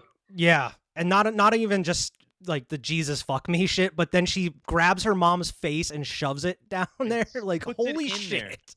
Lick me, saying lick me. He's like, Jesus. Again, you haven't seen that in a fucking theater in the 70s? Like, that would have blew your fucking mind. Oh, yeah. Yeah. Again, like, I understand why maybe some people, like Wyatt mentioned earlier, that may laugh at this, but to me, my mouth is agape like, holy shit, what is happening? Yeah. It's fucking scary, dude. Again, there's no music cues either. It's just the sound effects happening and shit flying around the room and people getting hit with shit. And it's just, I don't know. It's fucking scary. It really is. Screams. Yeah, and it's great to see the behind the scenes stuff, how they did it all practically. Like they had wires and shit going under the set to move the wardrobe towards the door, and they had it's a famous story about them hurting Ellen Bernstein because they yanked her back so damn hard on her harness that throws her against the wall. It like fucked up her back. The guy's like, "We're gonna give you a yank or whatever," and then right before they filmed the scene, William Friedkin, the madman, told the guy that was holding the rope, like, don't hold back. Fucking just give her a good yank. Like, don't even worry about it. And he said, give it to her this time. And I said, really? And he says, give it to her. And apparently that fucked her back up big time. Same way with, like, the Linda Blair a little earlier in the movie where she's just flopping down, up and down on the bed. Apparently one of the harnesses on her back broke. And whenever she got yanked up, it didn't like hold her in place. So it actually like caused whiplash and it fucked her back up too at one point. Wow. So, like, the kid and like the mom, everybody's getting hurt on the set of this film. And then doesn't give a fuck. No. And at the end of the movie, he slaps the dude that plays Father Dyer in the face to get a good reaction from him. Well, we'll get to that towards the end of the movie. Oh my God. Yeah.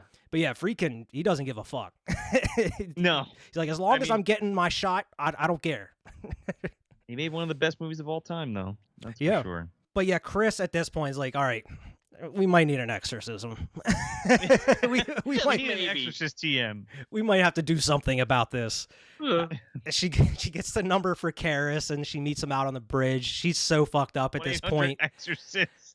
Yeah, she opens up the phone book and there's a big ad. Yeah. Just says The Exorcist on it. The fucking Beetlejuice is there. Beetlejuice. It's like, oh, leading Exorcist, number Exorcist. one bio exorcist. He was too expensive. Yeah. But she's like, her face is all black and blue from getting smacked around by her daughter, and she's wearing those big ass sunglasses and everything. But she meets with Karis, and he's like, "What you know what I would recommend? Like 3 good months in a psychiatric ward, be under constant surveillance, such and such." And she's like, "Nope, that's not gonna do. Like, we can't do that. I'm not locking my girl away. Like, I can't do that to her." Or it's like, I mean, at this point, you don't really have much of a choice, do you? You just saw all of this shit flying around your daughter's room. She's fucking herself with a crucifix. She fucking smacked you across the way there. She's probably killed somebody. Like, what do you mean you're not going to put her in the mental hospital for under psychiatric care? Like, what are you talking about? I think the bigger thing is, I do agree with you, Joe, but it's that thing where it's like, now she's at that point where I think maybe she's afraid if she puts her away, it's like she may never see her again. But yeah, I agree with you, man. I think it's mom saving face because she doesn't want, a famous actress's daughter getting front page news that she's in a fucking mental institution as well. Yeah, because I mean, every time you see her go to the doctor's office and everything, she's covering, like, she has glasses on, she has like her hood up, she's purposely covering herself so people don't know that she's there. So that makes perfect sense, though. Discreet. But Karis agrees. He's like, "Hey, I'll go look at her. I'll go check it out at least. Like, why not? It couldn't hurt." And he goes, and she's tied to the bed at this point, and she's transforming. She's getting the scars on her face. Her eyes are all like green. She has like those contacts in now.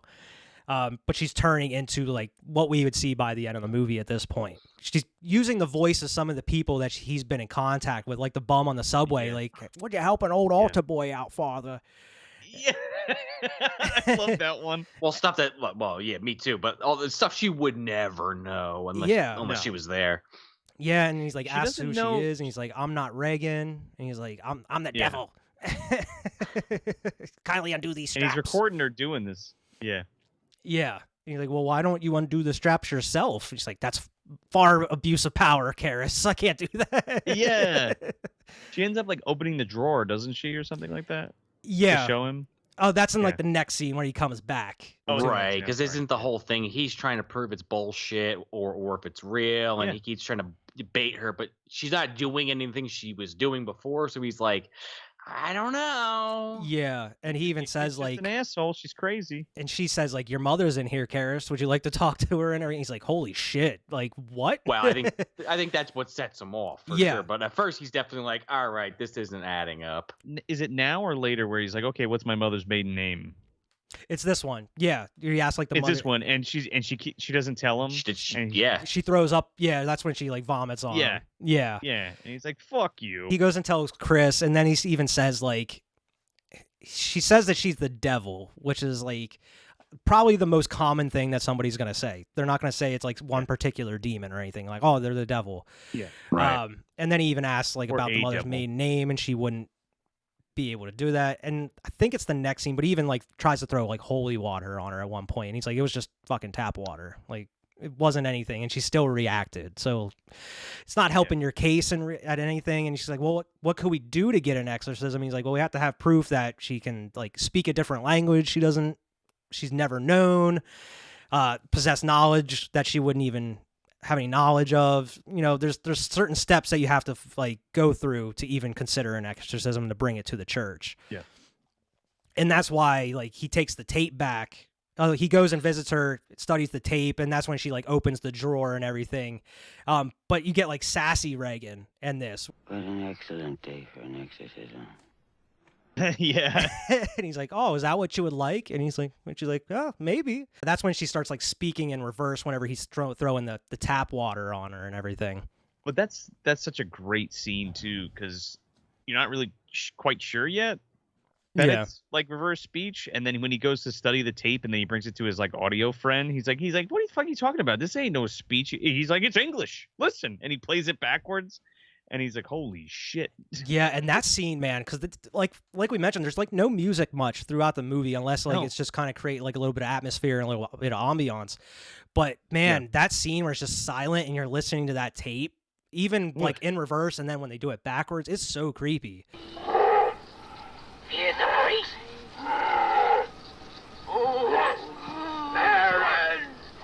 It's creepy, man. Saying like, I am no one, and then she even says Marin. She even says like Marin's name a couple of times. I love that technique. Oh, go ahead, Joe. I gotta look this up. Keep going. I gotta look something up. I just love that technique in movies where there's not even this kind of scenario in particular where they're playing like a tape backwards, but like somebody like recording something or videotaping something, or basically like something that's crucial to the plot. Like Bird with the Crystal Plumage has something similar, not the same thing, but something similar. Yeah. That then another character like that's not privy to the information that our main character and the audience is, and is like exactly like this. Like in that movie, it's like, oh, that's a bird sound, the guy says, without spoiling it. And no one else in the movie would have known that except for this one character. It just like this scene, it's like, oh wait, no, I'm an audio guy. I could tell that's talking backwards. Hey, play this the other way, and it's like, oh shit. Like this guy opened a can of worms and he didn't even know he was opening it. You know what I mean? I know. I like that stuff. Go. Yeah, it takes the movie to a whole nother level at that point. Like it's confirmed pretty much at that point. Exactly. Mercedes McCambridge does the voice the voiceover for Reagan. She kind of sounds like Gozer, but it's not the same woman who does the voice in Ghostbusters. See, I always, every time I hear it, especially like the cackling laughing that she does in certain parts, it reminds me of like the evil witch in like Snow White and shit. Like whenever she turns evil. Oh, kind of. It reminds me of that a lot. So I had to look that up too. I was like, is this the same person? But it's not. But it sounds very similar in certain parts. It's just an older woman with a smoker voice. You know what I mean? And it's just it's incredible how effective it is and how creepy it is too. Yeah, and now you have Jamie Lee Curtis saying that she wants to do the voice of the devil and stuff in the new Exorcist and stuff. No fucking thank you. No, Listen, for somebody who doesn't like horror movies, no, go fuck off. I love you, Jamie. But yeah, Joe, you just took the words out of my lover, but what the fuck are you talking about? Get out of here. I hate horror. I'll just, you're going to pay me for it. I'll do it, though. Yeah, exactly. And it's going to be, you know what's even more fucked up is like they'll do an overly modulated voice for it, right? Oh, yeah. Like this woman, that's just that woman's voice. You know what I mean? Which is crazy to me. And I think that's what makes it even fucking creepier is because it's not really messed with at all. Mm-hmm. You know, it's not that like classic, like lower pitch demon sounding hokey voice. I think that's what makes it even they're going to go all extra with it. And one scene I neglected to mention was whenever he visited Reagan for the first time. Whenever he leaves, Kinnerman's kind of like just kind of casing the joint. He's kind of sitting out there, kind of watching everything, make sure nothing goes down. But this was always a scene I always forget about because it happens so fast. When he's watching the house and he looks up at the window and you just kind of see Reagan standing at the window and she like walks by and you just see the silhouette of her. It's always something that I kind of always overlook. Like I always forget about until I watch it and I'm like, oh shit, I forgot about that actually happens. And that's a little creepy scene in itself. But I never remember that scene happening. I'm not sure if that's one they always added in there for the version you never seen or if it was in the original. It's definitely one of those scenes that you don't think is going to send a chill down your spine, but it totally does. Oh, yeah. It's effective. He immediately gets a call from Sharon saying, like, you got to get your ass over here. I got to show you something real quick. And he goes over, and this is another just great fucking scene where he, like, lifts up her shirt, and you just see the words, help me, just kind of bulge out of her stomach. And just the way the music just kind of stings there and just gradually increases. It's great. It's such a great effect, and it gives me chills just thinking about it right now. Yeah, and it's all practical too, and it looks fucking great. Yeah. Do you know how they did that? Because even though I watched like the making of, they never showed that specific scene in them. I would assume it has something to do with like bladders, like little air bladders, like very small ones. Yeah. And just a little bit of air going into them, or it could be syringe fed. The same way, like instead of air, maybe they could be liquid where they grow. Yeah, like that. I'm not that makes entirely sense, sure. I don't know. Dick Smith was the master. He was, man, because you can't. It looks like it's just her stomach. You don't see like any kind of edging around like where it would have been. It was perfect how it is. I was gonna say a whole prosthetic piece over her. That's why it's seamless, but I'm not sure. It might have been. They could have had her half in a bed too with a fake torso and like pushed it up through, and did it that way. I mean, I don't know. But it's fucking creepy either way. Karras talks to the priest saying like, all right, I have some evidence. We need to figure out if they can approve this exorcism to happen. The priests kind of gather, they're talking about it, and they're like, Karras has been through a lot. We're not sure if he is up to doing this by himself. We better call in some help, call in some backup, get an experienced exorcist in there. So they send like an altar boy or whatever, just like out in the fields somewhere. Like Maris is out in the middle of nowhere, and this dude's just running. It looks like he ran the whole way from where like the priests were, just with this little like Game of Thrones like scroll. Just runs up this hill just to give it to Marin. He's like, all right, I know what I must do now. I must fight the demon. Yeah, he gets on Shadowfax. All the way back to the United States. The demon has returned. And we haven't even mentioned in Washington, D.C. into Washington. There's a lot of demons and no good nicks in D.C. So who am I exercising in D.C.? Which one am I vanquishing? Yeoman. Oh, yeah. And then you get like the most famous shot of it's on the poster. It's been done so many times at this point of just, Marin's taxi rolling up and he gets out and he's standing there in front of the brightly lit window. just the light Cue shining that right tubular down on him. bells. He explains that the demon lies and it'll try to attack your psyche, so you can't listen to it or have a direct conversation with the demon, because it's going to do everything it can to fool you. So just focus on what you're doing, read from the Bible, perform the exorcism, don't pay attention to what the demon's doing, is what he's trying to say. But it's great. Like, Chris is trying to make them feel at home. Like, would you like a drink? Like, I can. And he's like, oh yeah, sure, get me a drink. And then he's like, I'm gonna take my heart pills on top of this drink too, by the way. Yeah. Which is, maybe you shouldn't do that, Marin. He knows. Marin's like, this is my last fucking rodeo. I'm going out in style. This is it. This is the big one. He actually replaced his heart pills with roofies. He really wanted to make sure this went out like crazy for this final one. If I'm gonna go out, I'm gonna get real weird with it. Yeah, give him to himself. The exorcism begins. Of course, the bed starts floating. You see like the strobe lights as I love the strobe light effect, like as her face is moving, and you see like the different effects that they have on her face, and you have like the blended like demon face in there with it as well at certain parts. It's great. Yeah. When she breaks her straps and like lifts up from the bed and all that, like that's fucking terrifying. Or when she's like on the bed and she like it's like from behind and like the fucking room goes black and you see the statue of Pazuzu and shit. That's one of my favorite shots of the whole movie, man. It's great. Fucking awesome. Even the head, I think that already happened like a while ago. But when she turns her whole fucking head around. Oh yeah. Well, it happens here too. It happens twice in the movie. It happened, like after the the whole crucifix scene. Yeah, and then she does it. Damien's like, holy shit! What the fuck?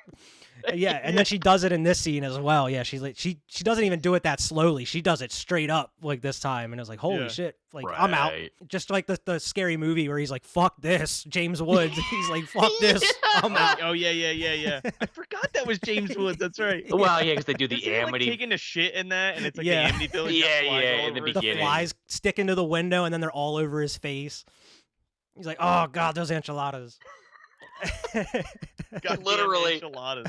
She's floating off that bed, and they did it practically, which is great. And apparently the way they did it, they strung it up with like fishing wire, and then they painted lines down the fishing wire so it would blend in with the wall and the shadows that they would cast, so you can't even see the wire that's there. So it's all practical, which is fucking awesome. I wish they just still did that instead of like opting to do it digitally. Like, I know, man. I understand that it's cheaper, but like that is so impressive.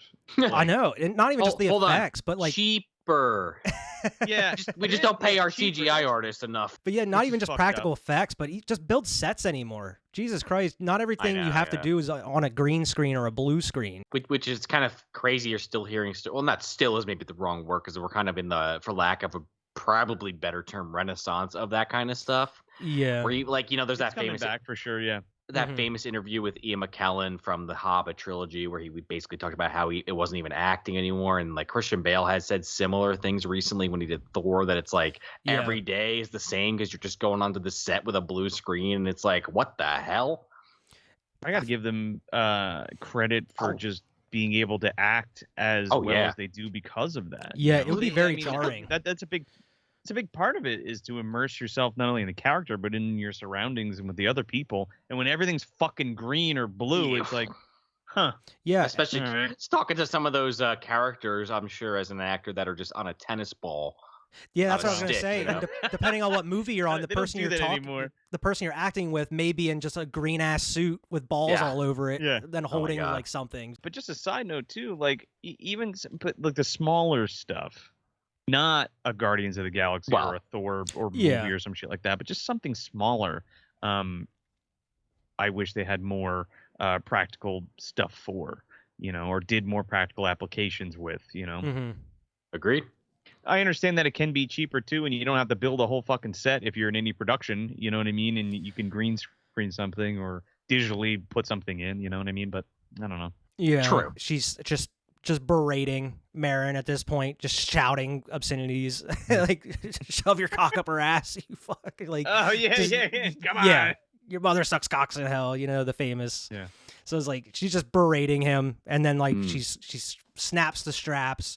She starts floating. Of course they have like the 5-minute power of Christ compels you, which is one of the more famous scenes in the movie. The power of Christ compels. It feels like it goes on forever, man. And every single time I feel like it goes on longer than the last time I watched it.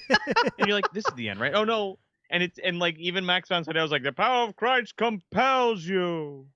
The power of Christ, like he comes back like, oh, it's over. No, and then it goes on for another couple minutes. Max says so many of these damn things. He's got to lay down and have a breather. He does. Yeah, at that point, he's bourbon like, too. Yeah, that's the end of part 1. We gotta come back later for part 2 of this exorcism. Karras is like, are we done? He's like dripping in sweat. Yeah. But then you get that great scene out in the hallway when they take their break that was initially cut from the original release. And I know it explains the story, which you've been seeing through the whole thing, but I feel like just that scene with them going through everything they just went through, it's nice to have them kind of have a breather. And then Karras is still wondering, like, why did this girl, like, why did this thing choose this girl? Like, he's going through it. That scene to me is less for us and more for Karras. You know what I'm saying? Yeah, and I those agree. two connecting as characters. You know what I mean? It's definitely a scene that's like, from a story standpoint, like this is information that needs to be told to this character, but the audience doesn't need it repeated. So I do like that scene, but I understand like maybe it didn't make it in the theatrical version. They want to get right to the climax. Because I think at that point, even Karras needs a little pep talk. You know what I mean? Yeah, a man. little reminder. He's Because down. I want to say the theatrical a lot more of that. Basically, what that speech is intended for is more just him kind of like, as an audience member, it's very visual. It's visual storytelling, but to him, he's like kind of thinking about what he needs to do now because he sees Max van Sydow, however the fuck you say his name, is like, he looks like he's on death's door. Like he doesn't know if he's gonna make it. Like he doesn't have to say that, but you could see it in his eye, the way he's looking at him and looking at the girl or into the room where the girl is, rather. Even when he takes his heart pills, his fucking hand is like shaking, trying to even grab one out of it, man. Like he's not only to persevere through what they're doing now, but just life and what has happened in his life as of late. You know what I mean? And also this implied history he's had with this demon in particular that's clearly like eating away at him even more so. Yeah, because it's implied it's the same demon. Because it all wears different faces, you know? Yeah, and it's implied it's the same demon that he exorcised when they mentioned it previously in the movie. And that's where they get into with like those, I haven't seen them, but like the two like Exorcist the Beginning movies or whatever that came out, and they're about like saw those. I never saw them either, but I guess they're about Father Merrin and his that exorcism that happened initially. It's a mess because they have it's the same movie they did twice because the first one was so fucked up they had to go back and redo it. Yes, I did hear that. One of those. I heard the series is really good though, and I have not seen that. I haven't either. I heard Gina Davis is in it, which is pretty interesting because I haven't seen like her in anything as of like I guess so. 10 years or so, man. So yeah, I might have to check that out though. It might be better than the David Gordon Green movies that we're going to be getting. I will fucking take the Pepsi challenge on that one. Karras gets his little bit of a pep talk, but he's going to need it because it doesn't get any better when he goes back into that room here. Because as soon as he goes in, he sees his mom sitting there on the bed. and it's like lit. It's very like softly lit too. It looks like a dream in a way, how they shot it. But man, it's so creepy. Also, that is that's an act of desperation from the demon to stop him. You know what I mean? Because they're so close. To what they're trying to do to get it out of Reagan, you know. And it breaks my heart every time, man, because he's like, You're not my mother! Marin comes in, he's like, get the fuck out, you gotta go. Like, she's obviously getting your head. You gotta get the fuck out of here, man. You gotta go. You're gonna ruin everything we've already established so far. But that was the worst idea. Yeah, because like it was. He's evilly overtaken because Karras isn't there. You know what I mean? Yeah, because immediately when he comes back in, he's just on the floor and he's just dead. He's dead. You don't even see what happens, and he just flips the fuck out, man. he like loses it on her. He's take me, come into me. Yeah, it's such a good scene. Yeah, I mean, he makes the fucking ultimate sacrifice in a situation that he doesn't even really know if he'll be able to control himself. No, which makes it, I think, even more powerful. And I think that might have been the reason they use maybe some of the like with how they put the demon face on him, because they want you to to see that it takes over him for a second, and then he kind of forces himself out of it. That way he can get out. That way he can throw himself out the window. So it's under his own power. I do like. So it doesn't, because I feel like from what Friedkin said in the initial cut, without that, it made it seem like the devil won, like the demon won by possessing him and then throwing him out the window to kill him. Whereas it was actually Karras's decision to do that. He did that to save the girl and to rid the demon. So let me ask you a question. Is his soul damned because of his sacrifice, like of his suicide? Yeah, I mean, that's the way I always read it.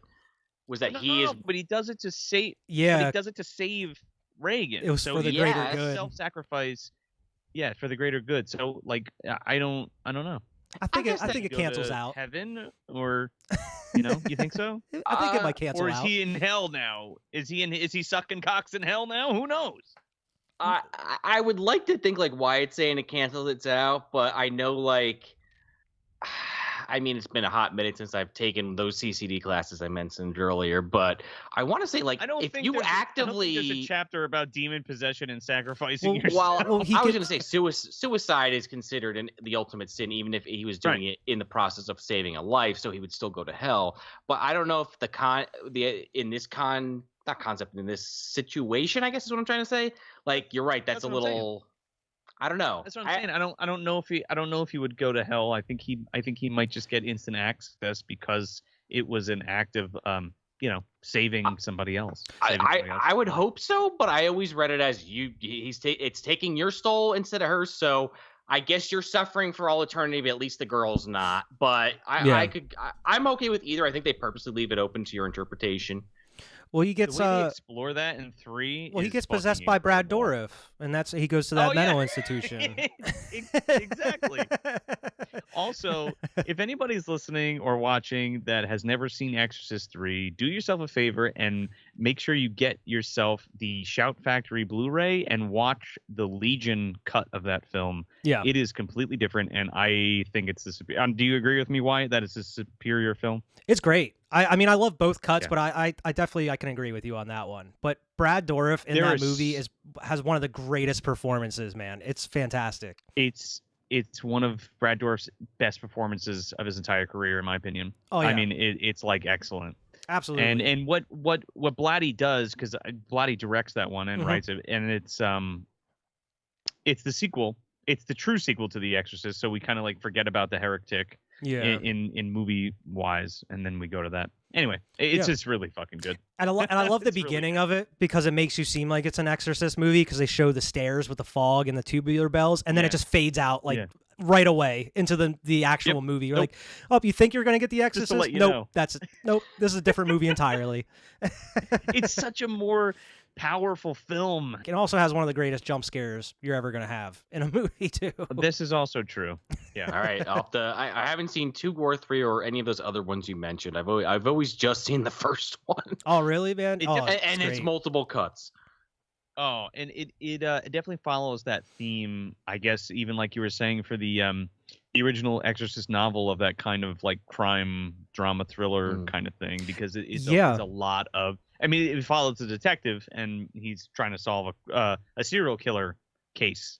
It's really fucking good. Yeah, and they do it in such a way where it is scary, and you can imagine the gruesomeness of these murders and everything, but you never get any of it. Like you don't get you don't get any of the murders. You don't get like the bloody and the gruesome. You get the details, but you don't actually see anything as far as that goes in the movie itself. That's kind of cool. Sounds cool. It's like Texas Chainsaw Massacre in terms of like you watch it and then you walk away and you're like, man, that was fucked up, but you don't act. Yeah, right. Yeah, everything's all in your head. Impact of the film. Yeah, yeah. It makes sometimes that's scarier. It's really good.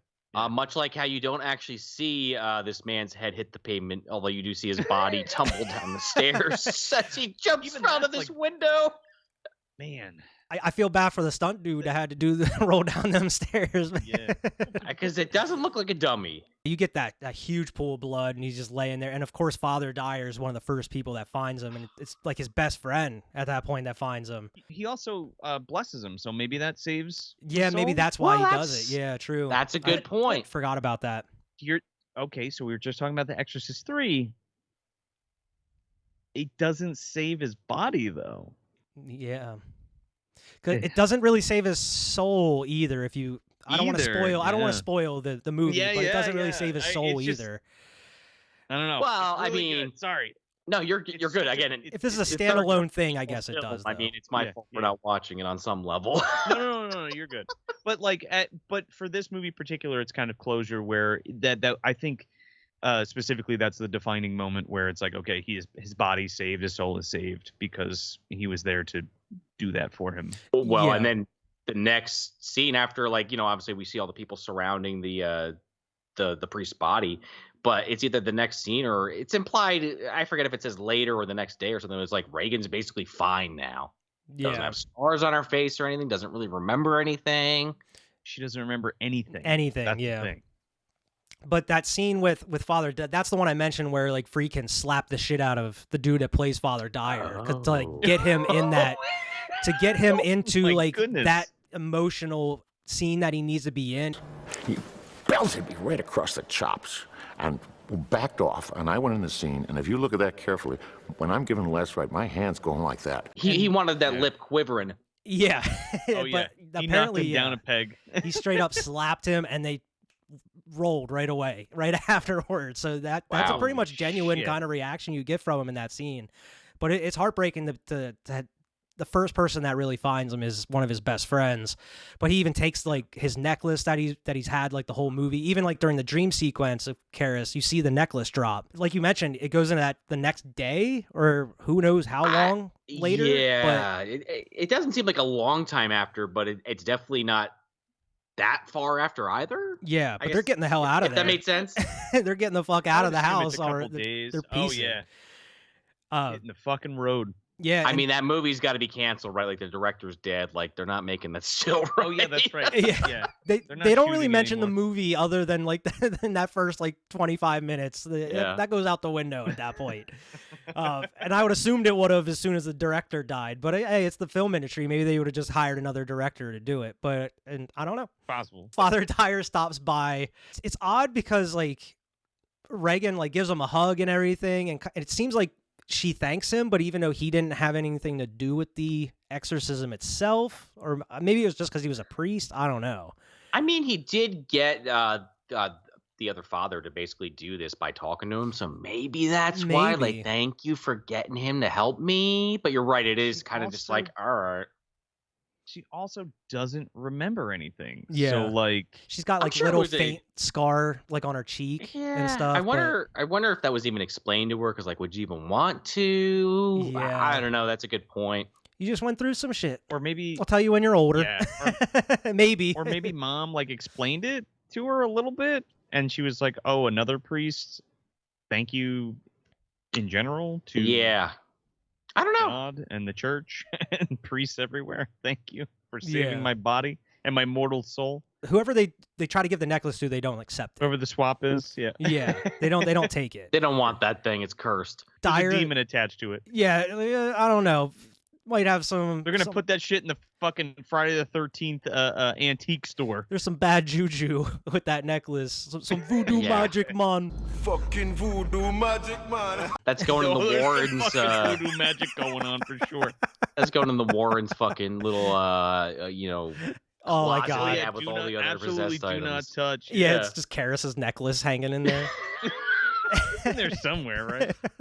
It just, you see that would be the final shot of the movie of that version. The Conjuring's The Exorcist. The close zoom in on the fucking music box is replaced by the cross turning upside down as it cuts to black.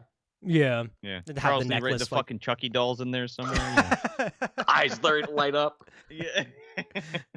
The box with the monster from like Creepshow is somewhere. Oh yeah, there you go. Or the broken up box. The fucking Lamer Chan configuration. Is from Hellraiser. Yeah. Dyer, he sends them on their way, and as he's leaving, he bumps into Kinderman, who is just kind of hanging around the property. I guess he wanted to talk with him, but he just missed him. I don't know if Kinderman was trying to like just see how they were, or if maybe he was trying to close this case. Like, all right, I have evidence she did it. We're booking her. We're taking her to juvie or whatever. I assume he's just there to kind of see how they're doing and everything, though. Yeah, but he's also he does also talk to the priest, and I feel like that's his confirmation that it wasn't them, or that the cases might be still be open, but it's definitely it's out of the hands of the police department for sure. As they're talking, Kinnaman asks them to go see a movie with him. He's like, I got some free passes still if you want to go see a movie with me. And of course he's like, nah, I've seen it. I'm good. And he's like, oh, another one, huh? Like, he's just used to getting turned down with that same excuse. I've seen it. I've seen it. He's like, oh, another one, huh? He must like talk during the movie. That's why no one wants to go with him or something. Maybe. Well, he even says, I love talking movies. That he talks through it, and you're like, shut the fuck up. But yeah, then you get like the scene that they were gonna add at the end, where they lost the audio for it, where they're walking away, and he like quotes, was it Gone with the Wind or Casablanca or whatever? He's like, this is the beginning of a beautiful friendship or whatever it is. But he quotes that, and that's how they start getting their friendship, and that carries over into like Exorcist 3, because Kinnaman and Father Dyer are pretty good friends throughout Exorcist 3. They have a couple scenes together. Oh yeah. So that develops their bond and their friendship. But there was supposed to be a little bit more to that scene at the end that I wish we would have been able to get that audio, so we could have had it in there. But yeah, that's credits, man. That's The Exorcist, which is one of the greatest movies ever made, man. It's one of the greatest horror films, but even though Blatty and Friedkin don't consider it a horror film, it's one of the best like horror drama films ever. Yeah. It's just so fucking good. Yeah, the atmosphere, the dread in it, how they portray, like, Friedkin, he did like the French Connection, but he had a history of doing like documentaries and shit. He purposely tried to film this movie in like a documentary kind of style to give it that to kind of ground it a little bit and make it feel real. And I think it worked, because when, like I mentioned, when you're younger, you're looking forward to the possession, the exorcism, and the scares and stuff. Yeah. But as like now, I just love the dynamic between like Karras, just getting to know his character and what he's going through, and then of course Chris McNeil, and then like Father Merrin comes into the play. But I just love the dynamic between all these different characters that you have. I think I like the first half of the movie better than like the second half because of that. You know what I mean? I mean, the culmination, of course, and the you know, the part the the part of the story where everything climax happens, the climax. Jesus Christ. Talk about fucking brain melt. Yeah. Your brain's climaxing. The nodes are crashing into each other. There it is. No, I totally agree with you. The character development and the dynamic between them is fantastic. And again, even coming back to that docu style, I never really thought of it like that. And now that you say it, like, I think that's why those scenes have such an impact. Like when Reagan's in the hospital and getting the tests done, or even the scenes of the poltergeist activity in the room, like when she's fucking herself with the cross and stuff. Like even that has some of that there. It's really fucking good. It's very visceral, and it hits pretty hard. I feel like I'm the opposite with Joe. I actually like the second half better than the first half. I think the first half, even though it does a really good job building up the characters and making you care about them. I know I might get some flack for this, but I think it does take a little too long to get there. But I still think it is an amazing movie. Like it's easily, like Wyatt, like you were saying earlier, it might be the best possession film ever. I'm getting nitpicky when I'm sitting there trying to like list ones off, like The Conjuring or stuff like that, because it is a element of a larger style of film. It's more of, like Joe had said, more of a supernatural film. This is like straight up just she's possessed. This is the story, and it's kind of set up I don't want to say trope, but this subgenre, I guess we'll call it, basically for the rest of time. I'm not saying there probably wasn't other movies before. Don't get me wrong, but this is the one that set the standard. Yeah. And 50 fucking years later, it's still the standard. Yeah. So it holds up great on a rewatch. Again, my only complaint is just from a user standpoint of like label these better, internet streamer companies. Vudu seems to be the only one that has figured this out. Netflix, you gotta scroll to find the parentheses, but I digress. That's more of a here and now problem. If I had the Blu-ray on the shelf, it wouldn't bother me. It's a great film. I don't know. I don't want to like repeat too much of what you guys say, because Joe kind of hit a lot of the points I was gonna make. But yeah, great cast, great effects. The cinematography is incredible, and just the foreshadowing in this film, I think, is done especially well. Like showing the stuff with Demi's mother, and how that plays out towards the end. The stuff with the walkway behind the house that's brought up a few times, and the way that kind of finishes off at the climax. Just really, really well done. Good red herrings. And just the plot kind of makes sense. Like they go through everything they can think of what this could be before they land on demonic possession. It's not the first thing they jump to like a lot of movies. They go through the ringer first. And I think that's what makes it work. Even if I just said it is a little slow, but I'm really getting super nitpicky at that point. I mean, what are we talking? Minutes, seconds here. I'm just, if anything, that's the only thing I could really say about it. But I think it's an amazing movie that holds up great today.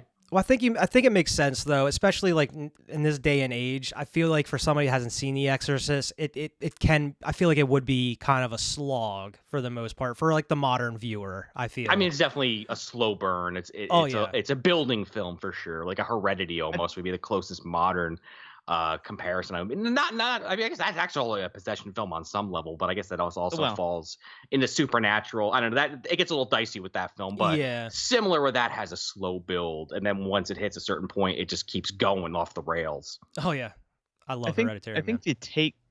Oh, it's so good. I think the takeaway here is that the demon and the possession is more of the black cloud hanging over the other characters and kind of the personification of all the things that we don't want to face in our lives.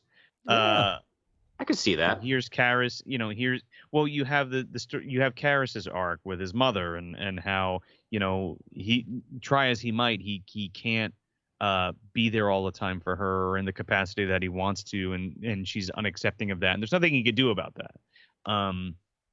And then in terms of Reagan, like her parents are divorced ? Or her dad is just away and doesn't really pay attention to her, and she's mostly, like Sean said before, mostly neglected by her family in the big picture of things, and doesn't really have anybody to be there for her like she needs it. I just feel like, to Sean's point, he likes the second half, but I feel like if you don't have that strong first half where we get all of that exposition, then you don't give a fuck what happens to these characters. I mean, I feel like the emotional impact, I mean, that goes for a lot of other movies, but like the emotional impact comes from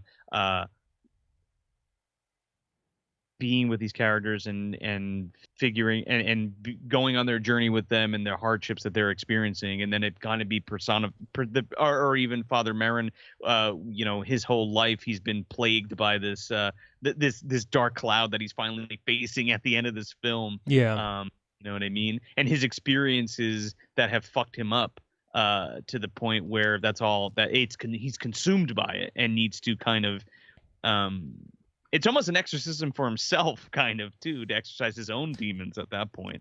Yeah. But, I just feel like in the bigger picture, it's all of those things underneath that. You know what I mean? And then add to that the filmmaking here. And it's just a fucking hard-hitting film, and it still holds up.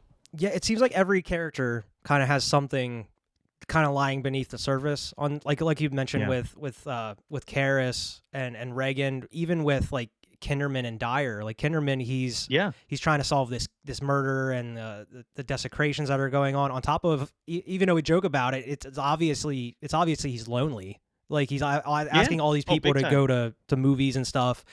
And then you have Dyer, who you don't see much, but he's trying to take care of his friends, and then like he just lost his friend on top of that. So it seems like even the minor characters, they still have stuff that's going on top of beneath the surface from what you're seeing as well. It's a big clearly it's a big theme of faith, and it's you have to have faith, because if you don't, whether that be whichever God or thing that you believe in, like you have to have the power to keep going, because life isn't fair, and it's gonna throw all this shit at you, and you have to be stronger than that. You know what I mean? And I think that's the kind of the message that's underlying there. Absolutely, man. You wrapped it up perfectly and put a nice little bow on it, man. Is there anything else you guys would like to add about The Exorcist? I think the lemon has been squeezed dry, brother. I mean, I would feel like that even before we did this video, man. I mean, it's going on 50 years, I think, man. Well, with that being said, I'm glad we talked about it, man, because I don't think we would have otherwise. I mean, we probably would have talked a little bit about it if we did 3, but I'm glad that we talked about the first one. Yeah, for a Me movie too. that I feel like has been talked about, like, to endless lengths over all these years, for documentaries and books, and then of course like YouTube, like content creators putting stuff out there. I feel like we kind of dug into some stuff that maybe I haven't seen at least before. I've learned some stuff from you guys, and I feel like we kind of did a good job here tonight, and I hope everybody enjoys the hey, show. let me tell you something. Just based on what you said, it is a challenge to kind of deliver content to the viewership that maybe they haven't heard. You know what I mean? Or maybe a little chunk of something that, you know, they can walk away with and go, oh shit, I didn't think of it like that, or I didn't know that, or something, you know? So that's cool. Absolutely. So where can everybody find you? MovieDumpsterPodcast.com. Wherever you get your podcast, you can listen to us. We're also on YouTube. We have a video podcast as does Wyatt. And you can check that out. We have a channel. Please subscribe. We have a Patreon. You can support us financially if you'd like. We do commentary tracks. We do live watch-alongs. All kinds of good stuff over there. Yeah, check it out. We as Wyatt alluded to earlier, we kind of lean into the lesser known stuff to kind of. That's the whole point of the show. It's called Movie Dumpster. So we dig into the dumpster, everything that Hollywood has kind of thrown away or disregarded, and trying to bring it to the top and, you know, see if it's fresh or not. You know what I'm saying? Expose it to other people, you know, let everybody get a taste of something different. Yeah. And see if they like that. Yeah. That's a great concept, though, man. And I'm a big fan of the show, and I can't wait to see what you guys do going forward here. Yeah, dude, you came out to our live show. Yes. You did a Colonial. Yeah, like, thank you so much. That was a great time. Thank you all for all the support, dude. Thanks for listening. Thanks for supporting us. Thanks for having us on. Thanks for coming out to the show. Yeah, man. You're a stand-up gentleman and a scholar. Make sure to like, share, and subscribe, everybody. Go follow me on Twitter at CinemaTripViews. And, of course, go check us out wherever you get your podcasts. We're pretty much available wherever you can get your podcasts. Leave us a good review on there as well. And, man, I cannot thank you guys enough for coming on the show here and talking about The Exorcist. I really appreciate it. Dude, you got it, man. Thanks for having us. And whoever's listening, make sure you go leave Cinema Trip Reviews a good 5-star review. Yes. They deserve it. Otherwise, The Exorcist is going to come for you. Yeah, Pazuzu's coming to your house. There you go. The actual mother's going to be demon. sucking cocks in hell if you don't go and you leave them a 5-star review. Thanks for having us, man. Yep, and Thanks we'll for see having us. everybody else next time.